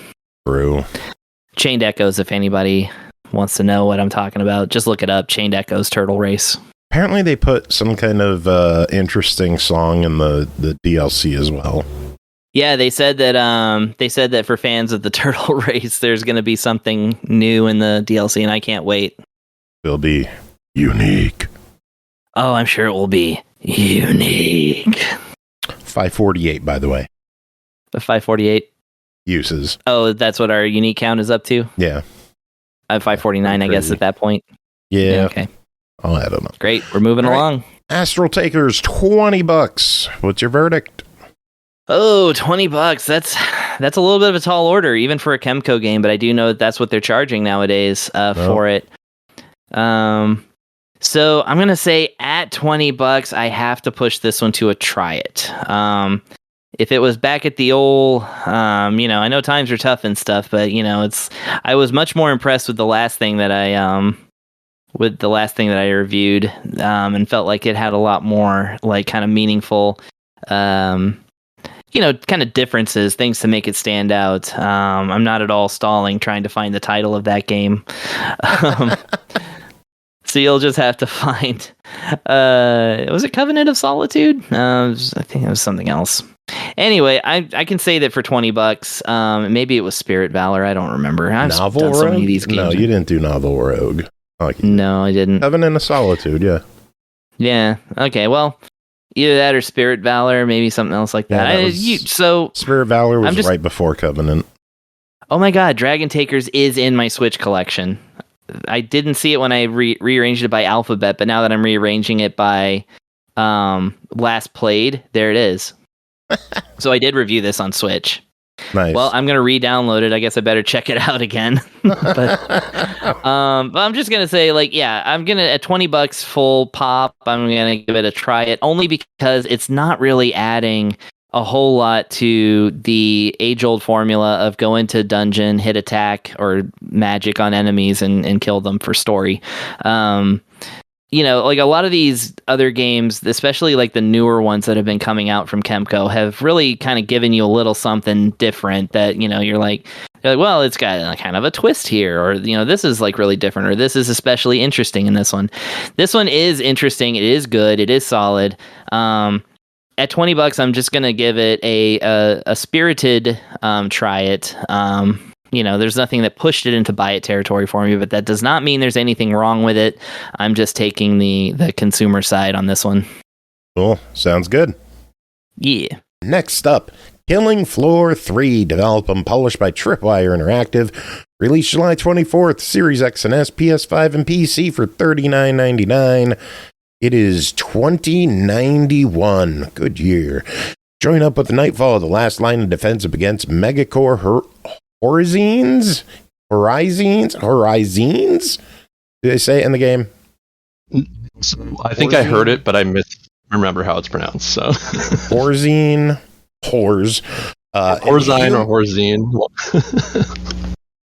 Either way, inhuman army of monstrous Zeds. The future is in your hands if you could survive long enough to reach it. Killing Floor 3 is the next installment in the legendary action horror series Horror. Hey, that's why Horror Acolyte's here.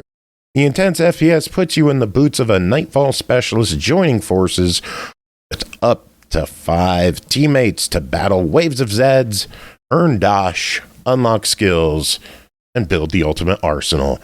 Horror Acolyte, tell us about Killing Floor 3.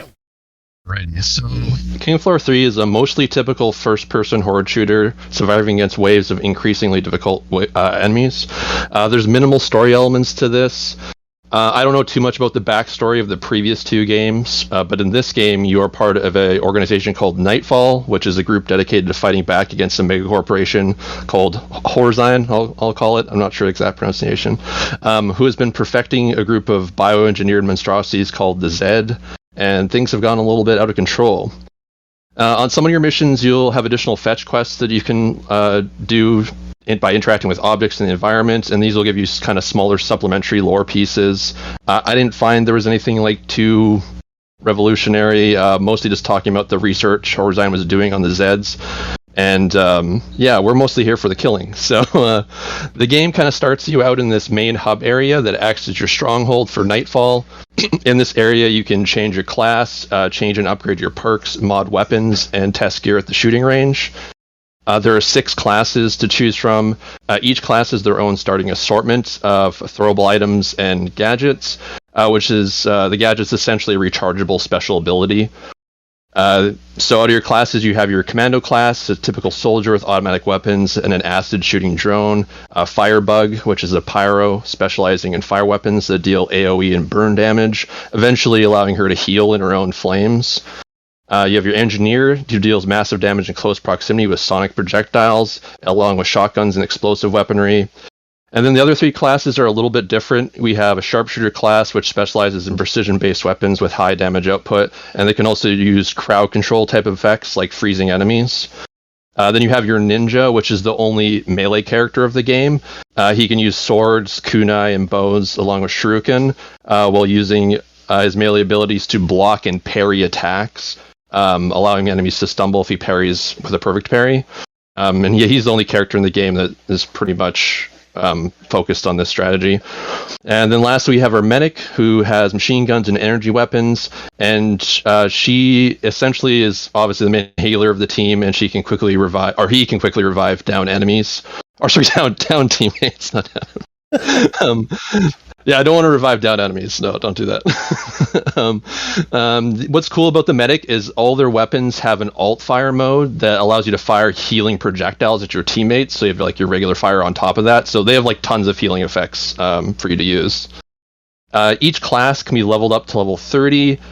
These are leveled up by surviving waves of enemies.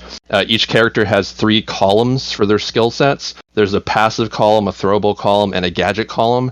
Every 2 levels you gain in the game unlocks more choices on one of the columns. And these choices are usually a trade-off between dealing increased damage through specific means or using some type of utility-based effect, like the firebug being able to eventually heal from her own flames, or the sharpshooter allowing her to freeze enemies with her gadgets. Most of the skills in the game can also be upgraded up to 3 times, and then you have the option of swapping out your skills before going on missions if you want to try like slightly different builds.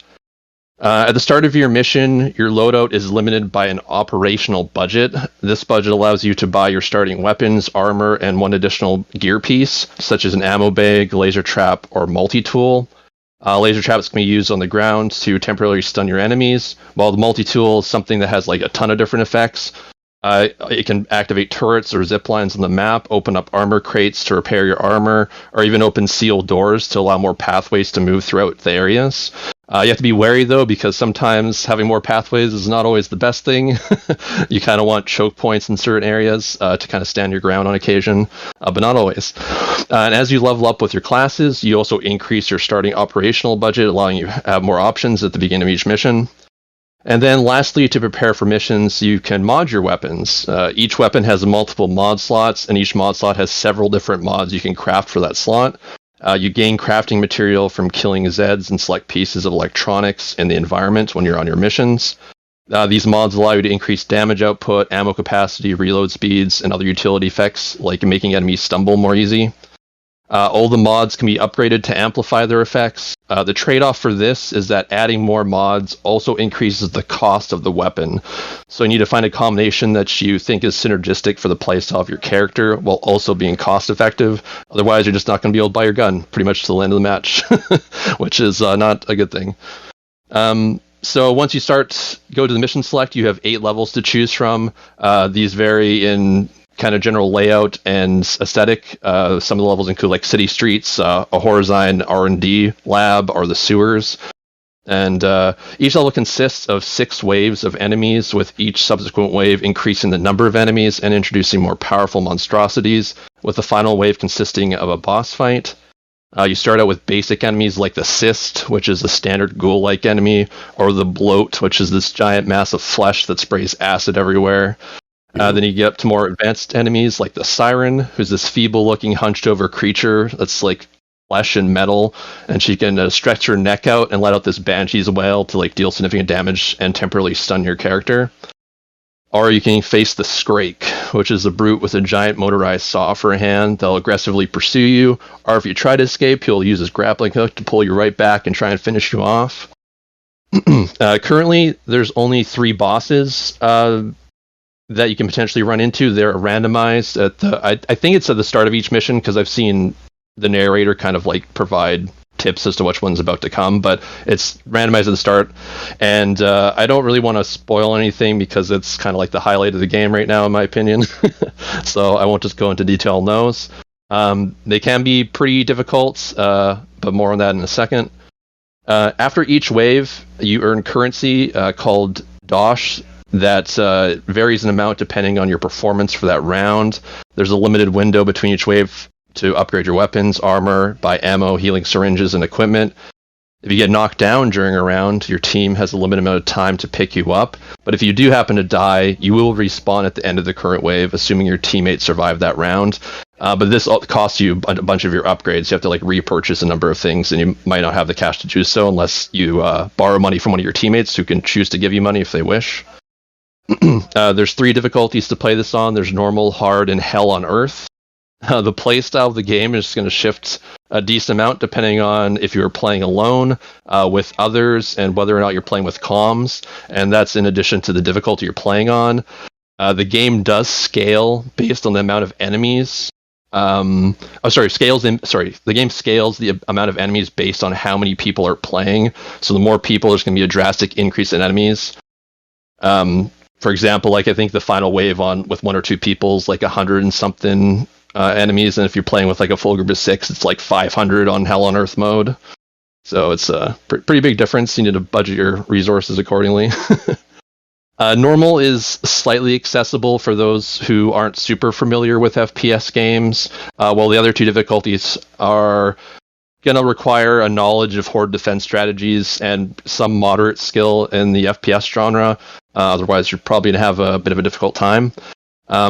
Playing alone requires moving around the map a fair bit.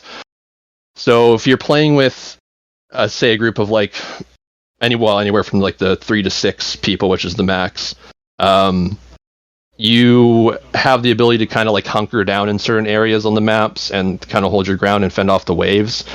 And if you're kind of playing alone, or the rest of your team dies, like the entire match is going to be you just like running it as fast as you can out of the enemies trailing behind you, and you will kind of get to stop every now and then and like deal a little bit of damage, and then you just have to keep running again. So this becomes this like giant kite of you having the enemies trail you for the rest of the match. And if you're if you're playing on like 6 people, like they all die at the beginning, and it's just you, and you have like hundreds of enemies left, like to be able to finish that round is going to take forever.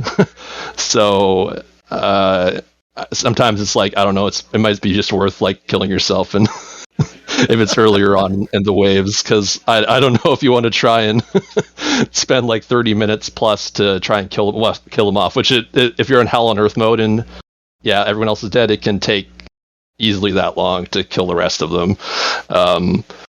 So yeah, that being said, things can quickly spiral out of control. So if you're playing without comms, you can't coordinate when to kind of have people shift positions to compensate for like certain enemies coming to one side of the map. If you're defending it, then all of a sudden you'll hear like the sound effect for like 2 of your teammates being downed, and as soon as you hear that, you're like, oh fuck, I know as soon as I turn around there's going to be like 3 hulking guys behind me, and pretty much nothing you're going to be able to do at that point. Maybe you get away if you're fast enough, but usually that does not happen. So yeah, that being said, playing this game solo and queuing with multiplayer online can be pretty aggravating, especially on the higher difficulties. If you're playing with people that don't know what they're doing. So yeah, I'll comment a bit more about that in a second. But lastly in this game, there are cosmetics you can buy with in-game currency. This can be bought with actual money and then used to buy cosmetics in the game. These include like skins for your characters and guns, most of which are obtainable through the game's supply pass, which kind of acts like a battle pass that you can complete at any time once you bought it. And I think that's really the only things you get access to with the DLC for this currently. I wouldn't quote me on that, but I'm pretty sure that's all it gives you. I think it's like the 4 season passes they plan on putting out. I'm not sure if that will include additional non-cosmetic content. Yeah, in terms of what I liked about this game, the enemy visuals looked great, especially when it comes to the gore from shooting off enemy limbs and blood splattering everywhere. There's a pretty good amount of customization and variance between the classes, enough so that it's fun to try. It's fun to try and get familiar with a few of them, not just like kind of focus on one the entire time. Especially switching between the classes that have a lot of variance, like the medic or the ninja, for example, who play quite differently than the other characters. The team-based communication in this, if you have comms with everyone, is really rewarding, especially if you're playing on the higher difficulties. Now, on the downside, the game's current content feels pretty limited, especially with only 3 bosses. And the only other added thing they kind of have at the moment is like a weekly operation that's like a challenge mode, and it kind of changes up a number of prerequisites for the mission. So like you might not be able to revive people for a mission, or if you die, you won't be able to get your weapons picked up off the ground again, so you'll have less inventory or less powerful weapons to use. So the kind of detriments like that, or maybe not even be able to use your gadgets for the entire match, which is super detrimental. It's on Hell on Earth, not being able to use your gadgets is painful. Yeah, that doesn't sound ideal. Yeah, no, it's pretty tough. Oh, sorry, I lost my place here. Yeah, sorry. Yeah, so the limited amount of content, based on what happened with Killing Floor 2, I never played the earlier entries, but I heard a lot of content got added to that game over time.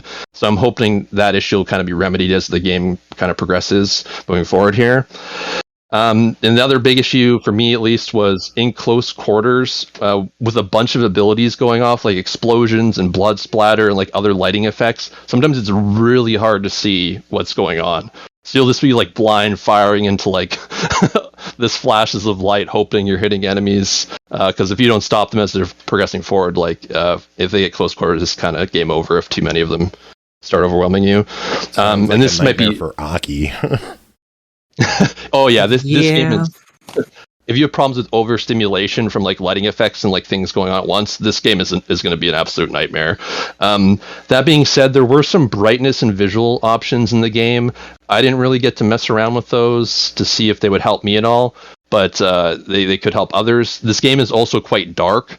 So there's a few levels that have a bit better lighting than other ones, but you get like a flashlight you can use, and I know there's some lighting effects you can change regarding the glare on the flashlight, but it helps a decent amount. But with like the other, I don't know, like with certain levels they have like a lot of red glow and a bit of a hue to things, and it makes it hard to see certain enemies because a lot of their standout bright spots on their armor pieces are also red.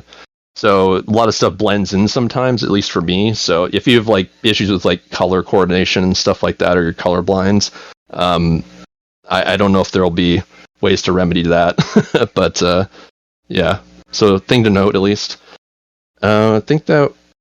I did read up on some people having technical issues with the game. I didn't really face any myself, aside from a couple times where I got booted from the servers. I think that only happened twice though, out of the number of matches I played, which is I had to have played at least like 40 matches or something like that. So yeah, I didn't have too many problems, but other people apparently did have more connection issues. And yeah, that's pretty much what I got. All right. Well, it is a $39.99 game. What do you think of Killing Floor 3? I think if you're planning to play this game with like say 2 to 3 friends in its current state, I would definitely recommend it as a buy it, assuming that they're planning to add more content as the game moves on, which, based on the fact there are 4 season passes planned for cosmetic stuff, I would assume more content will be added with those. But if you're planning to play this game solo, I would only put it like a try it rating, because I think the comms are really needed, especially once you start moving up in difficulties. Otherwise, stuff just spirals out of control too quick. And if you're playing with at least a couple people that don't know what they're doing, you're going to have a bit of a painful time. This very much feels like Mycopunk in that it's something that you need a crew to play with. Yeah, I would say so. I played the game by myself on normal and hard, and like I scraped by on hard playing it alone. But yeah, it's kind of tedious. Like when I explained the kiting enemies the entire time, like on hard mode, like that's what you're doing like the entire time, is like shoot 1 or 2 guys, move, shoot 1 or 2 guys, move, and yeah, that's it. Good times. Andy, have you ever played a Killing Floor game at all? I've never played a Killing Floor game, and I think you asked me about it too. I'm not huge on like first person style shooters or like those style shooters, but I actually had a bunch of friends that hit me up and they're like, dude, do you want to play Killing Floor? And so it might be one I check out. I know for myself at least, I played a fair amount of horde shooters, and I've never found one that like really wowed me. I know some people love Left 4 Dead, and that one was definitely one of the more the highlights for the genre, but they're all kind of like the same to me in terms of like enjoyment levels, I would say. But this one is good, but it's got some stuff it needs to work out and definitely needs more content. So all right, well, let's move on. Next game to talk about is Lost Castle 2. Developed and published by Hunter Studio, released last June on Steam Early Access for $14.99. But the latest update, A Maid's Invitation, Flesh and Fur, just released July 9th. Lost Castle 2 is a 2D beat-em-up roguelike game. Explore abundant treasures and items to enhance yourself, master various weapons to showcase your skills, and challenge powerful monsters to demonstrate your strength. A new adventure is calling for treasure hunters. Andy, are you a treasure hunter? You know it, dude. You know I'm a treasure hunter, bro. Ooh, I also tell just us about Lost Castle. Oh, well, I just wanted to say that like this game is in early access. Like it came out originally in 2024. Sorry, I had to look it up real quick. So almost exactly a year ago, and they've got so many things like in the game that they're updating and improving upon, and they've got like a huge roadmap that they've been like actively working on as well too. So this is a game that's really pushing it too. I know we were talking about Mycopunk earlier and how they're like really active on it, but this is, I would say, another one of those games that is actively trying to push this and like get good content out. But let me tell you a little bit about it. So in Lost Castle 2, you and your team of treasure hunters Set up base within the borders of the Black Forest. Together, you must brave the challenging enemies and environment to reach the Black Castle and plunder the treasure within. You are treasure hunters, so that fits in. The game plays very similar to Castle Crashers. It's a multiplayer roguelite beat 'em up. So if you're familiar with that genre, this one's going to be within the same vein. You'll tear through different biomes. These are full of rooms consisting of challenges, enemies, lots and lots of loot in this game. You'll go from the Black Forest all the way to the Black Castle. And then you'll be trudging through enemies, upgrading your character, moving forward to face tougher challenges kind of thing. You'll have a basic attack, which can build up a weapon-specific special attack as well. A special mana-based move, also based on the weapon. A hunter item, you get things like bananas, which refill your health. Bananas are actually really hilarious and something I just unlocked. And you can slip on the banana peels too. So I was playing with my partner Elle, and she kept running over the banana peels, and I thought that was hilarious. It's better than Donkey Kong Bonanza. Oh man, don't make me compare. Don't make me do that. You know I'm gonna go with Bonanza, dude. but yeah. So they have things like pop-up turrets. You start off with just a bomb, like a simple throwable bomb, and then you can unlock them as you go through the game. There's other items in each room that you can throw as well. There's like crates and barrels, and there's other bombs and things like that. You know, you can even pick up some enemies and like toss them at enemies as well. You'll have a health potion, and then that basically completes your like main inventory setup. That changes too depending on other collectible items you get and abilities, you know, to upgrade. There are plenty of collectible items in the game. Just little things like iron ingots, which will help upgrade weapons and armor. You got crystals that you get, and they're used as like a currency in the shops. Coupons and reset stones, which are also used in the shops. And something that kind of really added a twist to the game, which is like the rune stones. You have a red, green, and blue. They each push a different play style and influence some of your future item pickups, your weapon and artifacts and armor too. Red is crit and attack based. Green is health and defense. And blue is your mana-based runestones. So when you're choosing items, like I said, like the weapons or armor or artifacts, you know, they'll kind of play into those runestones as well, too, and certain things will influence other things. There's a lot of information thrown at you while playing through the game, you know, everything from this is plus defense, or if you have this many of this, then it influences this thing, you know. And so I think this kind of quick color code definitely helps out when you're just trying to play the game and trying to understand like the basic mechanics of it. So that was cool. Artifacts in the game are influenced, like I said, by the runestones as well. And, you know, kind of set up as like almost a rune objective or a rune goal, you know? So, for example, like every 5 of this color or that color will increase this effect. Or a combinations of green and blue will influence the attack of special abilities, you know, or your magic. There's 130 or over 130 artifacts. So, like, way too many to get into in the game. But definitely each one kind of plays in and influences, you know, the random playthroughs and play styles and things like that too. I recommend if you play this game going through and trying to pick one rune to kind of upgrade like all the way, and that really just boosts your character, you know, in that certain area and helps out a ton. If you're picking like a variety, then it just screws everything up. Moving on to the rooms, you have different rooms set up. So you'll complete a room and then you'll pick within 2 other rooms, you know. all the way until you get to a boss challenge. The rooms consist of things like a challenge area, which is like complete the area in under a time limit or without getting hit. You have your general monster occupied area. You have a curse area, which kind of benefits you with curse items, which are like a good item but with a bad effect. Things like increase your max health for kills, but then you'll lose max health for damage. So a good and bad. Gain a shield, but shield can't block damage, which is, terrible.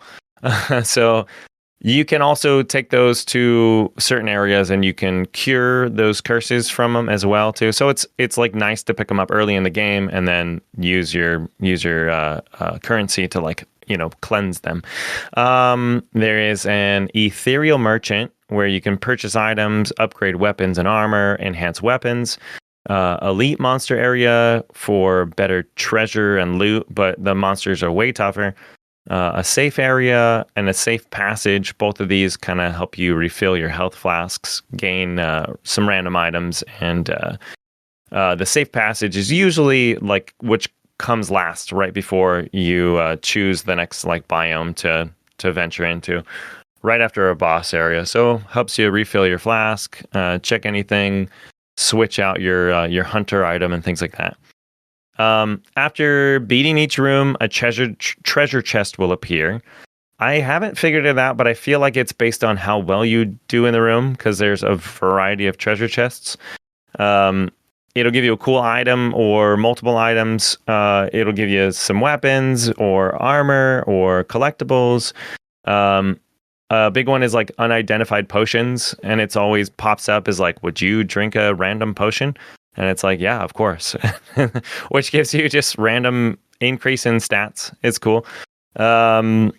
Items that you don't want can also be broken down into ingots, which, as I was kind of saying earlier, can be used in the shop to upgrade armor and weapons.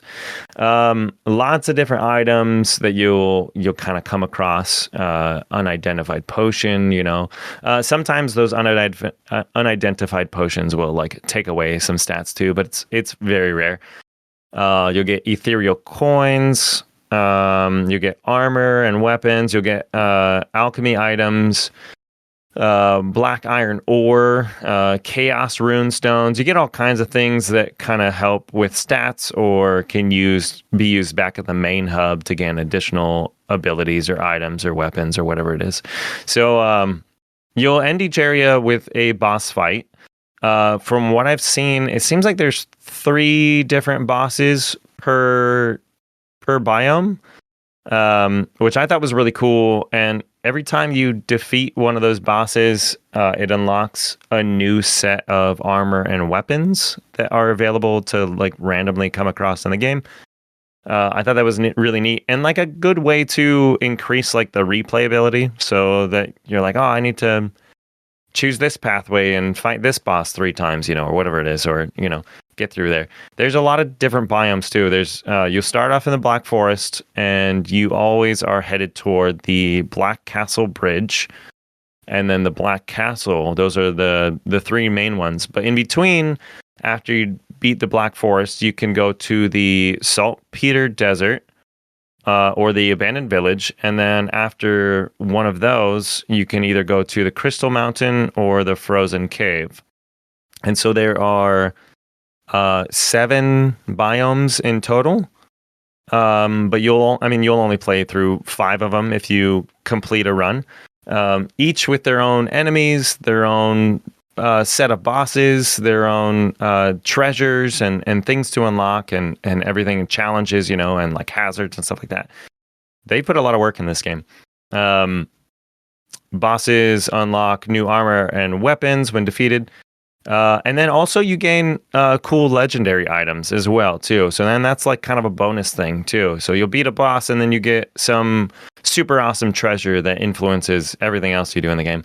There are main weapon types as well. So you'll have the lance, the musket, bow, sword and shield, axe, magic lantern, dual swords, and the magic staff.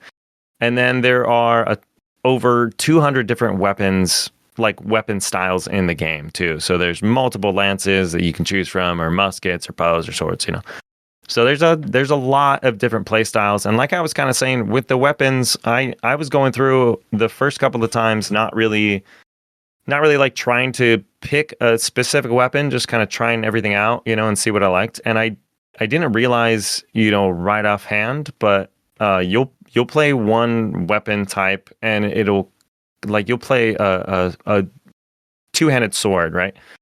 And it'll kind of play how the other two-handed swords will play, but it'll have its own special attack as well. And I just thought that was really cool that they not only just had different cosmetic versions of the weapons, but they actually they are different too. It's wild how much it is. And then after all the chaos, you'll fight everything or you'll die. It's 1 to 4 players too, so. If you play with 4 people, you can pick your friends up if they go down, and continue the run. But if you all die, you end up back at the main hub where you can upgrade permanent stats, switch out and practice with new weapons, unlock and equip new relics. You can also increase the main game's difficulty. They have an easy mode, a normal mode. And then they have something too that I unlocked recently, a nightmare mode where you can change the stats completely. You can set it up so you have a cap on your health, or you'll increase the enemy attacks or whatever you want to do. So it's pretty fun. If you like the beat 'em ups, man, this is a cool beat 'em up. All right, very good. Let's talk price on it. It clocks in at $15. Andy, how's Lost Castle 2? Dude, I would say pick it up, man. $15 is an easy buy, dude. This has a lot of content to it. It's got a good replayability for it. The branching pathways definitely makes it, a good random generated experience. So yeah, grab it, dude. I liked it a lot. Rock on. Yeah, dude. All right. I think there's one last game to talk about. Oh, it's going on with Chris's other one, but we'll figure it out.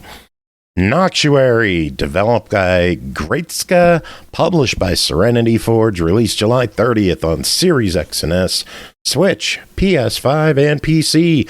$24.99. Answer the call, protect the light, become an Aberanger? Aki, do they say it in the game? No. Noctuary is a visual novel RPG that fuses rich storytelling, fast-paced action, deep character progression. Step into the dual roles of Fancia Dream and Alina Nightsong, two bright-eyed illuminators trying to become legendary. That word again, guardians of light in a world teetering on the edge of shadow. Aki, what is Noctuary?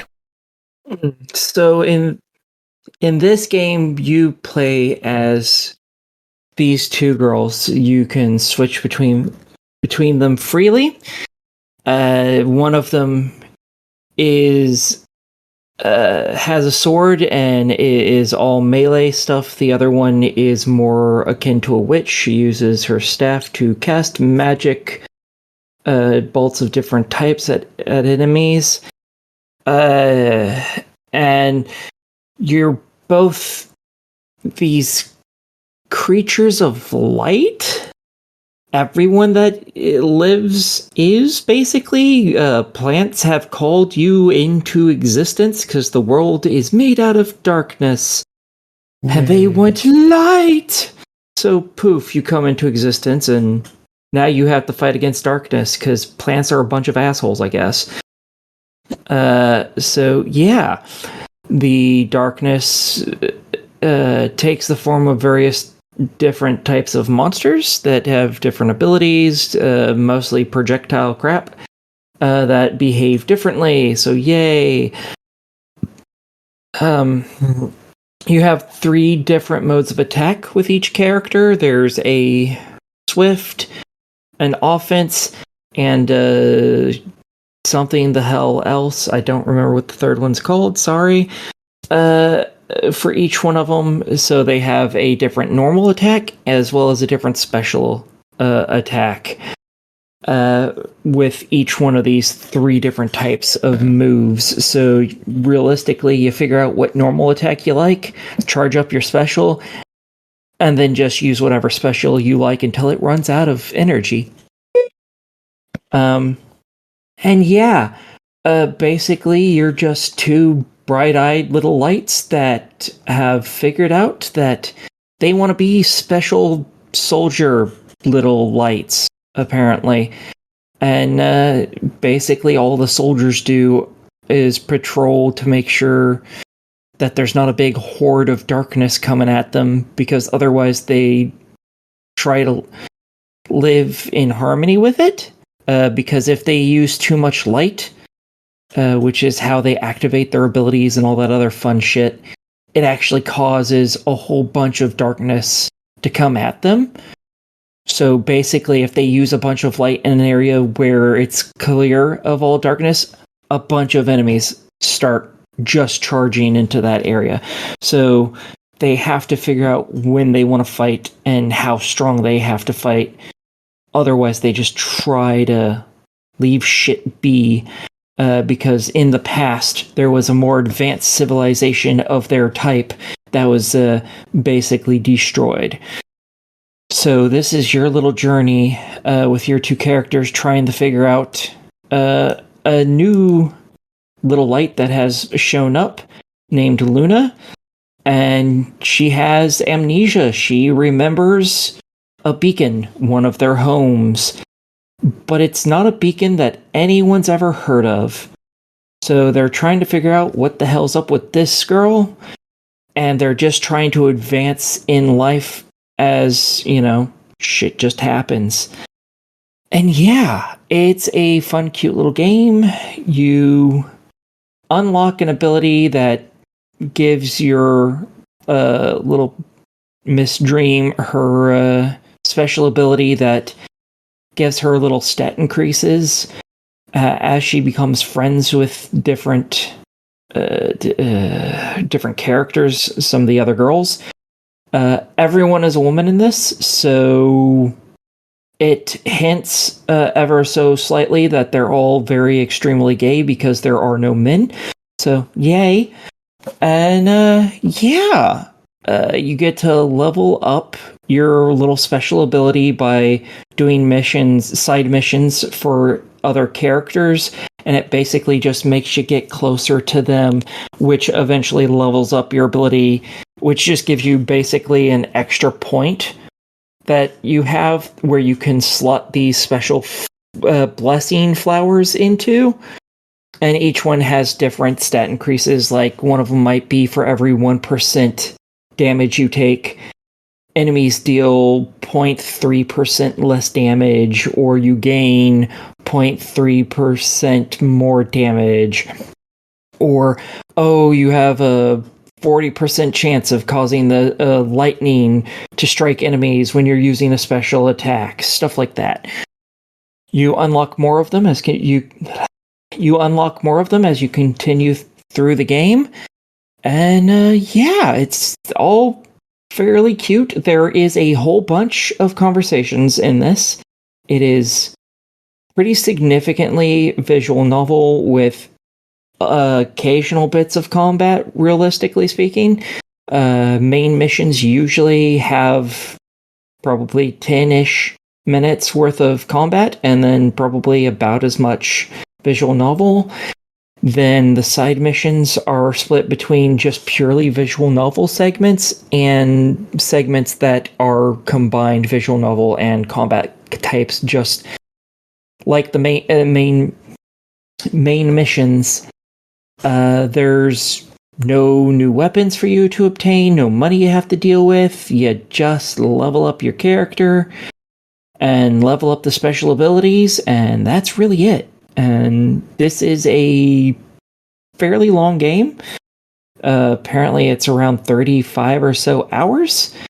I have managed to get into chapter 2 in this game so far, but I am doing everything because after a period of time, you do so many main missions, and it actually eventually one of them will get rid of all of the side missions that are still on the board that you haven't done. So I'll do a main mission or two until side missions pop up, and then I do all the side missions. And it could be anywhere from one side mission to, like, I've had times where I've done a main mission and suddenly now I have 5 fucking side missions to do.